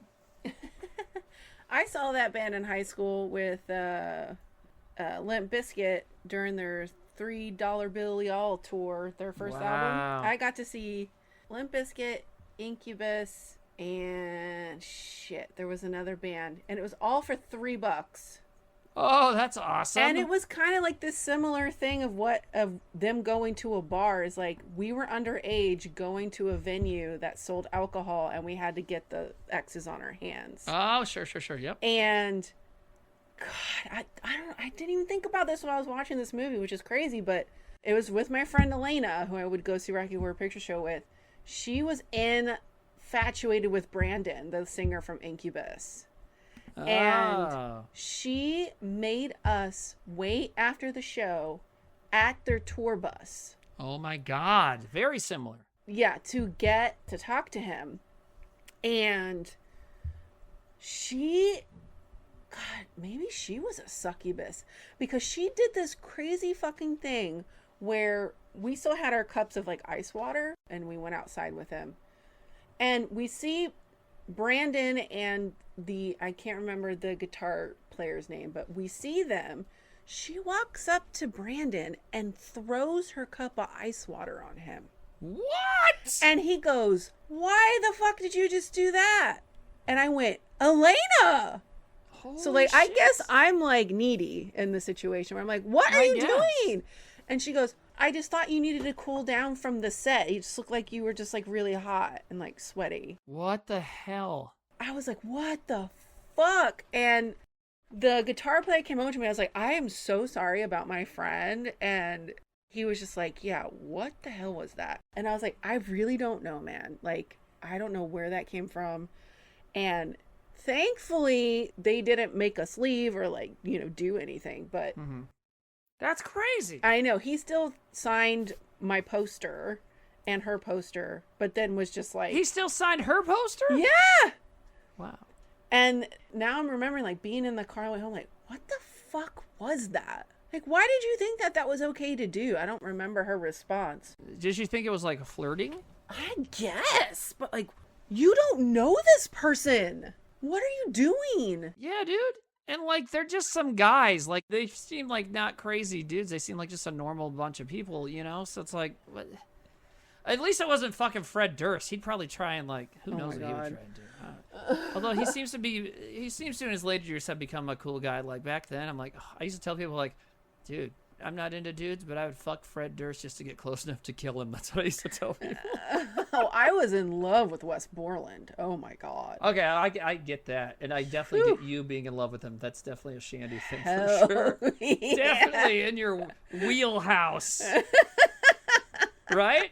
It totally is. His fucking eyes and his crazy monster outfits and all that stuff. Yeah, and he kind of reminded me of Brandon Lee a little bit. He had the same similar body type and the same hair length, like black hair, kind of wavy. Sure. Yeah. Damn, I can't believe I have not thought about that in years. It is fun when we have this podcast to have that moment happen sometimes. Crazy. You know what I mean? It's funny, but okay, so do you think Wes Borland is hot outside of all the makeup and stuff? Because he kind of just looks like a dweeb otherwise, I think. Yeah, he's all right. He's all right looking. But you like him and when he's got all his stuff going on. Yeah. Okay, yeah, I get it. I totally get it. I mean, look, I think Lady Gaga is very attractive, and probably even when she's wearing a meat dress or has a crazy bead mask or whatever the fuck she's doing. You know what I mean? So why not? I like you, Stephanie. Shout out to Stephanie. Stephanie Germanata. I think that's her name. I'm right. Yeah, I am right. All yeah, right. You're right. So this band is evil, and they really do suck. And this just throws everything about the band in a different light. Because we knew they sucked because we thought they raped a girl. Mm-hmm. This is, I'm not going to say which is worse. Because I haven't been raped, so I don't know. I'm leaning towards rape being worse than what they do, but it's still fucked up and awful. And now it just kind of spins this whole thing like, okay, so them doing the song and stuff was just so they had a reason to keep coming back here? Or what? Or they're trying to cast more spells on the town? Or now they're just taking advantage of people? Or what? So... maybe they thought that this is how their fame was happening. Because they think they killed her, she's dead, they made the sacrifice, they're going to get famous. Yeah, they thought she was a virgin. They thought the spell worked. Right. But, since she's not actually a virgin, when a woman gets sacrificed as a virgin and is not actually a virgin, then you become a succubus. That's what we're told. That's what Jennifer tells Needy. And so, now she's a succubus, which means she needs to eat people. So this is like a great part of the story. She's telling the story to Needy, and so she's all bloody and crazy. She like wakes up, not dead, bloody and crazy. She's walking down the road, and she sees the Indian exchange student who we saw in the fire get a beam dropped on him, but he's not dead. No, but he's coughing, so he's definitely got smoke inhalation. Yeah, he's definitely fucked up, and he's like kind of wandering dazed down the middle of the street, just like Jennifer was. Yep. And so she asks him, like, does anyone know you're alive? Oh, no. When she said that, I went, no. Yeah. Oh, shit. He's like, no. He shakes his head, like, uh-oh.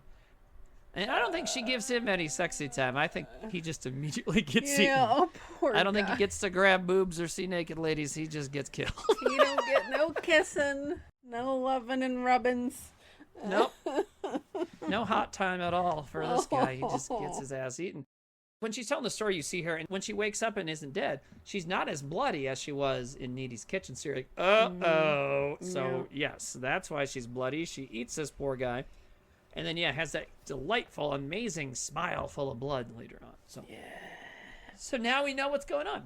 And now Needy knows what's going on. And basically, immediately, she's trying to tell people, telling her boyfriend about it, and talking to Jennifer about it, too.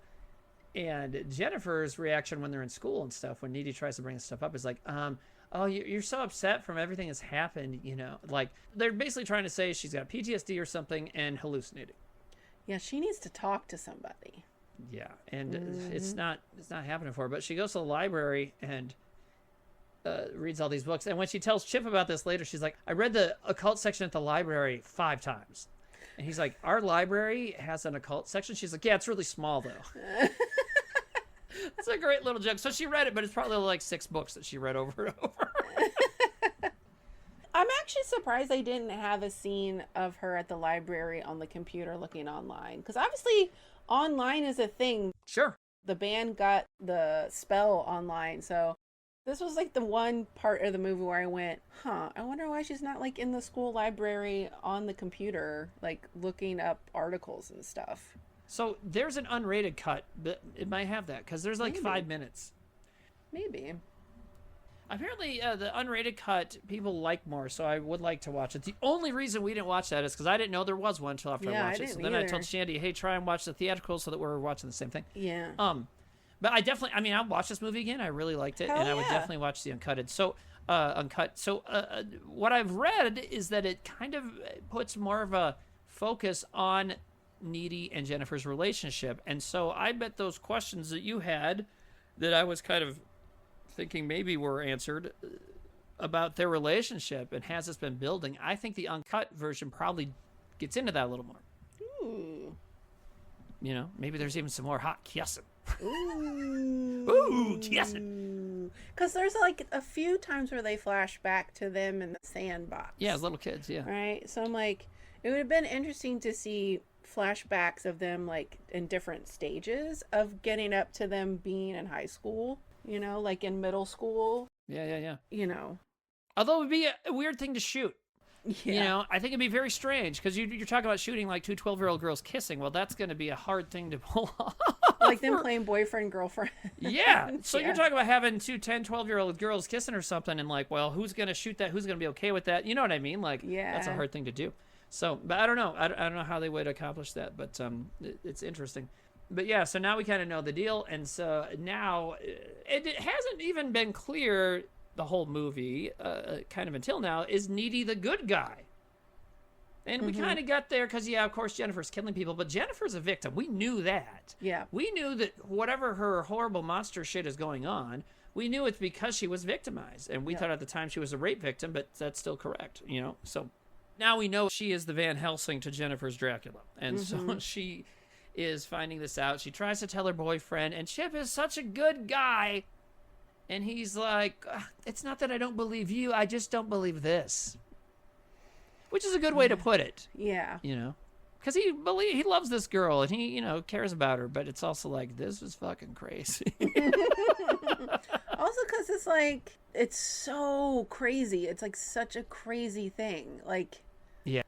Jennifer seems fine. Yeah, she's still weird and horny. She's always been like that. You know? And she and Chip have always had a contentious thing, and it's because they both want to spend time with Needy, so. Yeah. So he's like, I don't know, she's still a weird, horny bitch to me, so I don't get what the point. I don't know. Nothing seems off here. But, and this is so sad, this conversation, because the big dance is coming. And they don't say it's prom, but it seems to be some sort of prom thing. And she's like, it's not safe for us to go because it'll be a smorgasbord for Jennifer to just, she'll be dressed up and hot and she'll just kind of trap men and eat them there, And Chip's like, oh, okay. And like, basically, like, you're breaking up with me. And it's like, I never feel bad for dudes in movies, especially high school dudes. They're always assholes, but this guy's not. He's not. He's like a good kid, and he really likes this girl. It's like, oh, buddy. And she really likes him too, but like, how can you get him to understand? And like, you like him so much, you want to protect him, and this is the way to do it. This sucks. It sucks. Well, and it's like, and that's often the case. And, it's like in the Spider-Man movies when he can't be with Mary Jane because he has to protect her. Yep. There's also another superhero who has to make a choice like that in one of his films. So we're not going to name that superhero. Dude, you can, because I think Fuck that. I think I wrote down Batman at some point. Why? I don't remember where I wrote it. In relation to this movie somehow? Oh, it's coming up in my notes. Oh, okay. Interesting. Well, in Spider-Man, I was probably thinking of because J.K. Simmons is in this movie, and he's, he got on everybody's radar, at least nerds like me. He got on our radar playing J. Jonah Jameson in the Spider-Man films in the early 2000s and doing an incredible job. People talk about how Robert Downey Jr. or what's the other thing I was calling a great adaptation the other day? Oh, Fallout. Perfect visual adaptations. Well, J.K. Simmons as J. Jonah Jameson was a perfect. Every single thing about him was exactly what that comic book character was. So. And then he turns around and does Whiplash in this movie. He's such a good actor. It's crazy because he's completely different people in all these. I mean, you've seen Whiplash, right? He's amazing in Whiplash. Mm-hmm. Damn. Not quite my tempo. So, yes, things are bad for the heroes. Chip's getting dumped now, and he's getting to a vulnerable place. And we know what's going to happen because of that vulnerable place. We know exactly what's going to happen. Mm-hmm. It's fucking sad, right? You saw this come. I mean, as soon as they're in the room together in the first couple scenes of the movie, you know that there's eventually going to be a Jennifer and Chip thing, right? Yep. I felt that way. I was waiting for it. Yep. And, it's just so goddamn tragic. But then Needy decides, like, well, I am going to go to the dance. Yeah, got to keep an eye on her. Yeah, exactly, to keep an eye on her. Which... Okay, so the dress she puts on is like an 80s dress, and she looks so funny, and her hair is all big and poofy 80s, and I think it's because she wasn't planning on going. She has her mom's dress. Yeah, so she has her mom's prom dress, right? Because it's 2007. Makes a lot of sense. Her mom would have went to prom in the 80s. I loved it. Yeah. Then she goes to the prom and doesn't see Jennifer there. She thinks she does at one point. Doesn't see Jennifer, though. Because what's happening is Jennifer kind of appears to Chip as he's still going to go to the dance stag. And he bought Needy this orchid. And what a great line. Again, very realistic teenager line. He's like, you're not going to take me to the dance? I already bought you an orchid. It was like $12. $12. Because to a teenager, yeah, right? Even still with things so much more expensive, I know teenagers still like $12, And you know what's really cute, too? He's getting ready for the dance. He's in his room, and his mom's asking him, like, oh, is she coming here? And he's like, no, I'm not going to meet her there. Yeah. If you look on his computer, there's a screensaver. It's like Needy's face. Different pictures keep coming up. It's like, yeah. Oh, he really likes her. Sucks. It sucks so bad. And he's taking pictures with like his little sister who's called him a penis cheese. Right. But you still love your sister too. I've had to have that discussion with someone very recently that when siblings give each other shit like that, they are still fucking tight and they are still have each other's backs. And that's just what siblings do. It's all out of love, baby. Yeah. This kid does a great job of just playing this, like, lovable kind of doofus. But, he really cares about this girl. And so he's walking through the park at night, which, come on, Chip. Even a dude shouldn't do that in a movie. Anyways, he's walking through the park at night. Jennifer just appears behind him and kind of does the same thing she did to the football player, only with a different spin. And of course, this, like, listen, I know I just said that Jennifer's a victim, but the thing she does to Chip, like, this fucking bitch. You know what I mean? I wrote that too. I wrote, what a bitch. Yeah, because she tells Chip that Needy was cheating on him with Colin, the emo kid. Yep. Ugh. And they were doing the things like you only wish that you were doing together. Yeah, which, I mean, butt stuff, I guess. I don't know. But, and that just kills this kid because he just started having sex. He just started having it with the person he likes. So to hear that just destroys him. Yep. You feel so bad for this kid because he's done nothing wrong. Nothing at all.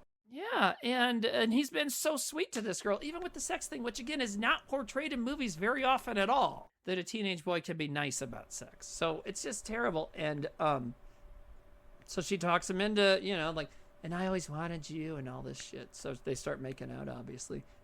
And then she's going to bring him to an abandoned building. Uh-oh. Oh, no. And now Needy starts getting visions. Oh, she, like, feels her and Jennifer's lips. She basically feels Chip kissing her. Yeah. But it's not her, because obviously she's not kissing him right now. She's like, oh, God. Chip! Yeah. And that's another great thing is, like, even though she now knows he's kissing this girl, she also knows he's a victim. Yep. She knows he's not, like, fucking stepping out on her, really. He's been victimized. She's like, oh, my God. So then she runs off. And so my daughter and I both laughed about this because I was trying to figure it out. She has this interesting run, Amanda Seyfried. Did you notice that? Yeah. And so she kind of has her arms held weird. And I'm like, wait, what is this? I'm like, oh, she's trying to make sure this dress doesn't fall off as she's running. If she ran normal, that thing would come off and she just would be naked from the waist up. Like, that's like she literally is holding her arms out, I think, to keep the damn thing on. Yeah. So, you know, so yeah. And so she's running after him. She's running up that hill. She's running up that building. Sorry, I had to throw my Kate Bush in there. Oh, Kate Bush, right. Yeah, and it is a cool building, a venue for the final confrontation, or at least this final confrontation. Because, like, an abandoned swimming pool, and somebody wrote hopeless there. Maybe she did. Yeah. You know, since she knows this building is there, so she's probably been there before. So maybe this is, like, her lair. This is where I think she's been taking, like, bits and pieces of possibly. people. Because there's, like, Chip, like, bats a fly. Yeah, so there's flies in there. Good point. And this is when I wrote down, this is giving me, like, Batman vibes. This whole scene. For some reason, it reminded me of Poison Ivy. Like, she's like Poison Ivy. Oh, okay. Sure, yeah. Well, Poison Ivy's definitely a succubus kind of thing, for sure. She's, like, luring the men. Yeah, for sure. Yeah. Definitely similar vibes, for sure. And so I guess it'd be okay to talk about that unnamed superhero this episode, but I'm still not going to. She gets a good bite in on Chip before Needy gets there. Oh, man. She fucked his neck up. Yeah, and we forgot to mention an important detail, which is very funny as well. So before Chip leaves for the dance, when his mom's like, "Are you going to meet her there? Okay, well, take this." Oh. And she has, like, a girly girl pepper spray. It's a pink bottle. He's like, "Mom." Oh, my God, he's so cute, because that's right. "Mom, I don't need this. I've been working out on the Bowflex." The Bowflex. Oh, my God. So 2009. And so just adorable teen kid. But that is exactly how you think. Like, I have tiny little newly pubescent boy muscles. I can handle it myself. And she's like, "Take it." He's like, "Okay." I'm surprised they're letting the kids even go to the dance. There's been, like, 2 kids that, like, weren't just, like, murdered. They were mauled. Like, yeah, they were torn destroyed. apart. Yeah, I mean, because that's how Chip even tells Needy about the football player. Like, yeah, he got, like, something ate him. You know, like, but you're letting your kids go out? Okay. Oh, who's going to protect them? J.K. Simmons with one hand? Okay. You know, so, yeah, it's just not good. And she's, like, takes a big bite out of him. And, you know, he's just totally dazed. And while Needy is running after him, she finds his stuff against this tree. And she finds the orchid. And I assume that's when she also picks up the pepper spray. Yep. And so then she runs off. Well, she has this psychic connection, so she kind of knows where they're going. So she goes and confronts them. And it's kind of a great moment because they do kind of play it up as like, now we're going to fight. Fuck you. You know? But first, before that, she sprays her with the pepper spray, and Jennifer like pukes the black stuff again, and then starts floating in the air. And Chip goes, "She can fly?" Nita goes, "She's just hovering. It's not that impressive." And Jennifer goes, "God, you have to undermine everything I do. You are such a player hater." And Nita goes, "You're a jerk." And Jennifer says, "Nice insult, Hannah Montana. Got any more harsh digs?" That's so good. Love about this So movie. good. It has like, this is a really crazy fucking thing that's happening right now, but it's so fucking funny at the same time. Yeah, well, and these girls still have a long history together. And so that's just, you know, that they always bitch at each other like this. Like an old married couple. Yeah, but that's how old friends are. You know what I mean? That's how best friends are, especially girls. So, like, and I'm not saying that as a derisive thing, but I know that is, you know what I mean? I mean, you do that with your close female friends. You just kind of bitch at each other sometimes, right? So, yeah. And so anyways, so that's what they do. And they start arguing about their, like, childhood and stuff. And she's like, "I'm going to eat your soul," and shit it out. And he's like, "I thought you only murdered boys." And Jennifer goes, "I go both ways." Which is awesome, because we saw her make out with her earlier. So I love it. And then Chip impales Jennifer with the pool skimmer. And she pulls it out. It's like, ow. Yeah. But she has already eaten a little bit of him, so she pulls it out and runs away. And then Chip dies, and it's a very tough moment. Oh, it's so sad. It is so sad, because this kid did nothing wrong. He's a sweet boy, and he just saved his girlfriend, despite everything that's just happened. Yep. He got told she cheated on him, and then he got fucking partially eaten. And he saved his girlfriend, and I mean, she saved him. That's always a sign of a good, in a movie like this, it's always good, like, and more realistic. The girl and the boy save each other. Mm-hmm. It's not the boy saving the girl all the time, but it's not also like the kind of fake girl power thing where everything's about the girl. No, they're both people that care about each other. They're both capable. I think it's better, realistic, and actually more feminist than any other version of that, you know? So Feminism is truly about equality for both sexes, where men are allowed to be in touch with their feminine side too, you know, and not have to think they have to act and look like He-Man all the time. So, and of course, women getting to be how they want to be. So anyways, it's very cool that they save each other. And again, this is a healthy, great relationship. It's one of my favorite, recent, at least, movie relationships. They have a very nice relationship. And so it's very sad that he dies. And this whole time, I don't know how you felt, but this whole time I've been like, what gets her in the asylum? Because they've been like, Jennifer's been gaslighting her.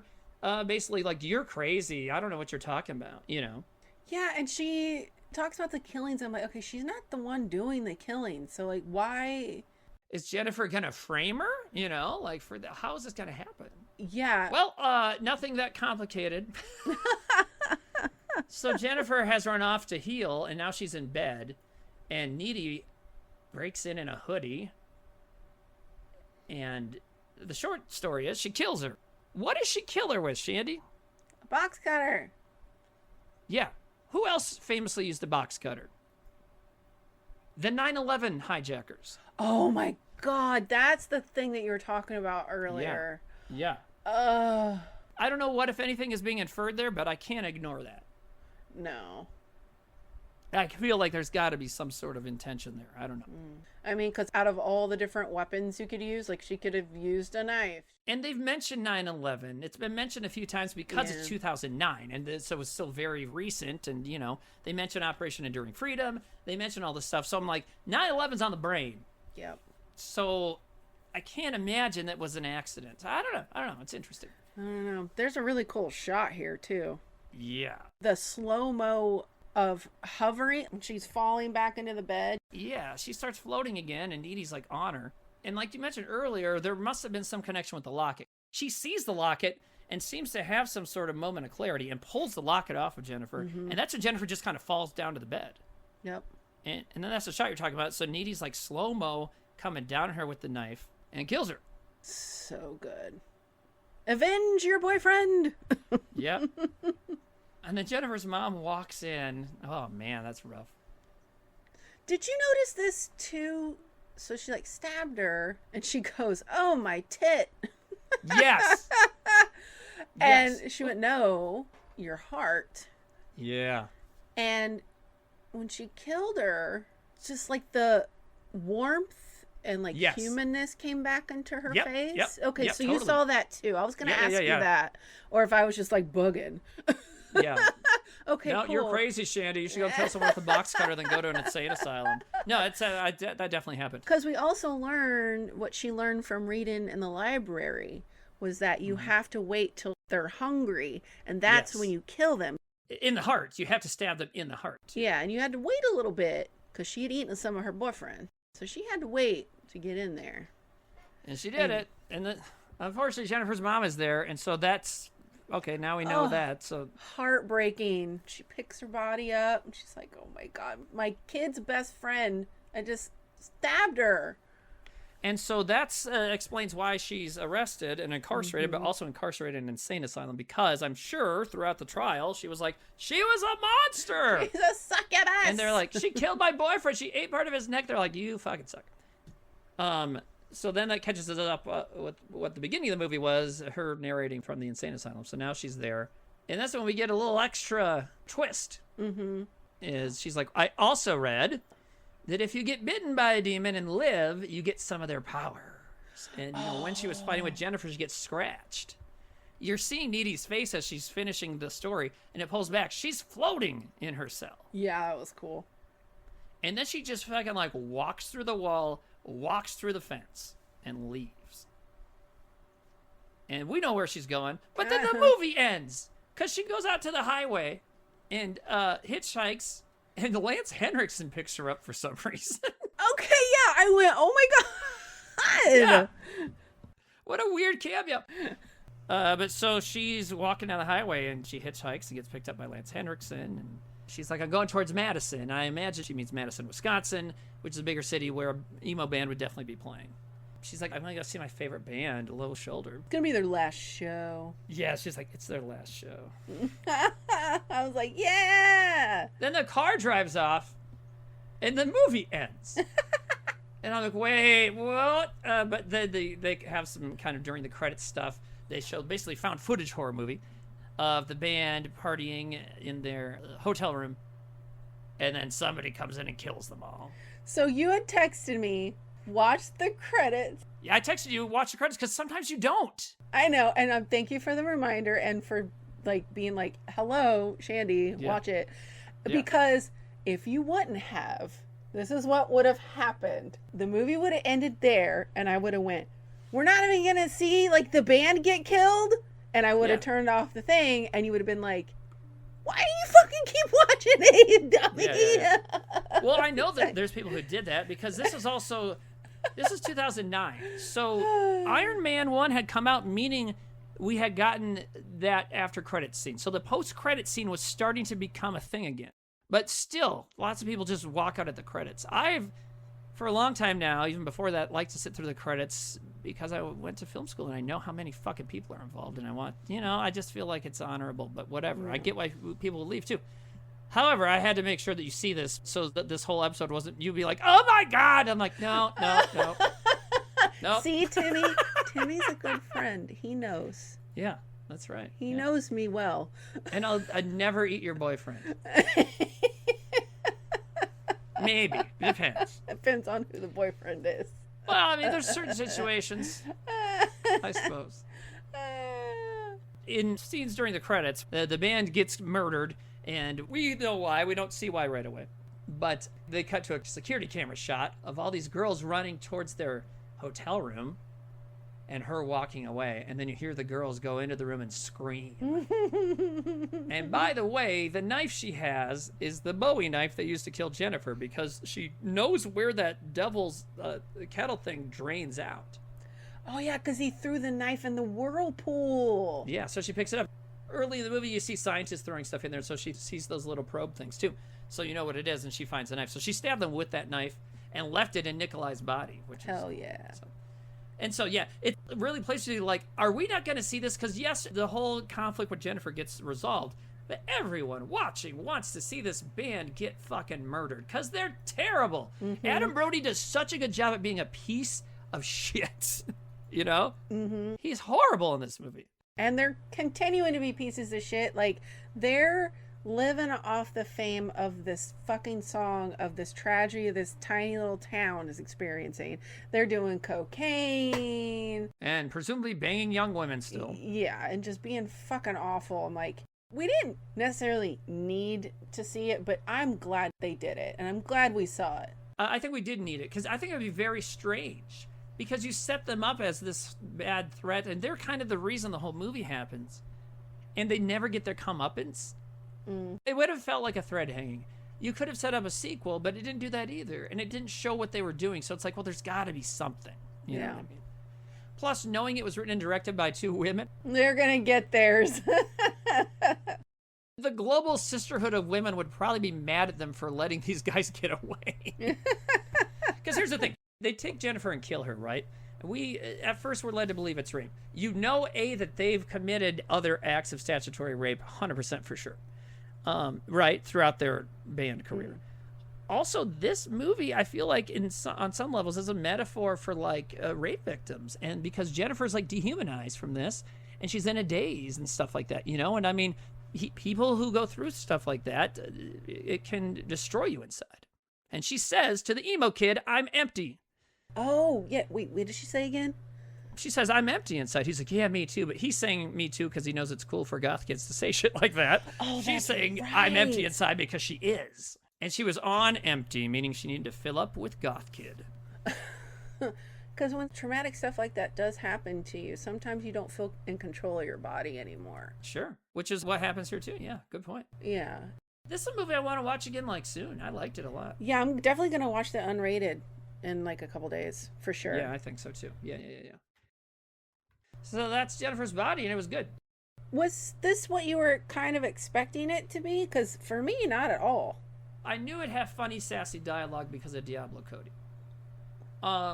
I knew there'd be, like, sexiness and murder, like Jennifer murdering people. That's about it. I didn't even know Amanda Seyfried was in it. I didn't know J.K. Simmons was in it. I didn't know either. Amy Sedaris would show up. I didn't know Chris Pratt would be there for a second. No, because I didn't look up anything about it. Because I didn't want to.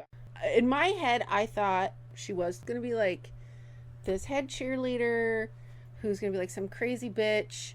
And she's just going to, like, start murdering people in school or something. Like, that's just, you know, you just hear, like, Megan Fox, hot chick, and, like, horror movie. That's what I was thinking. Yeah.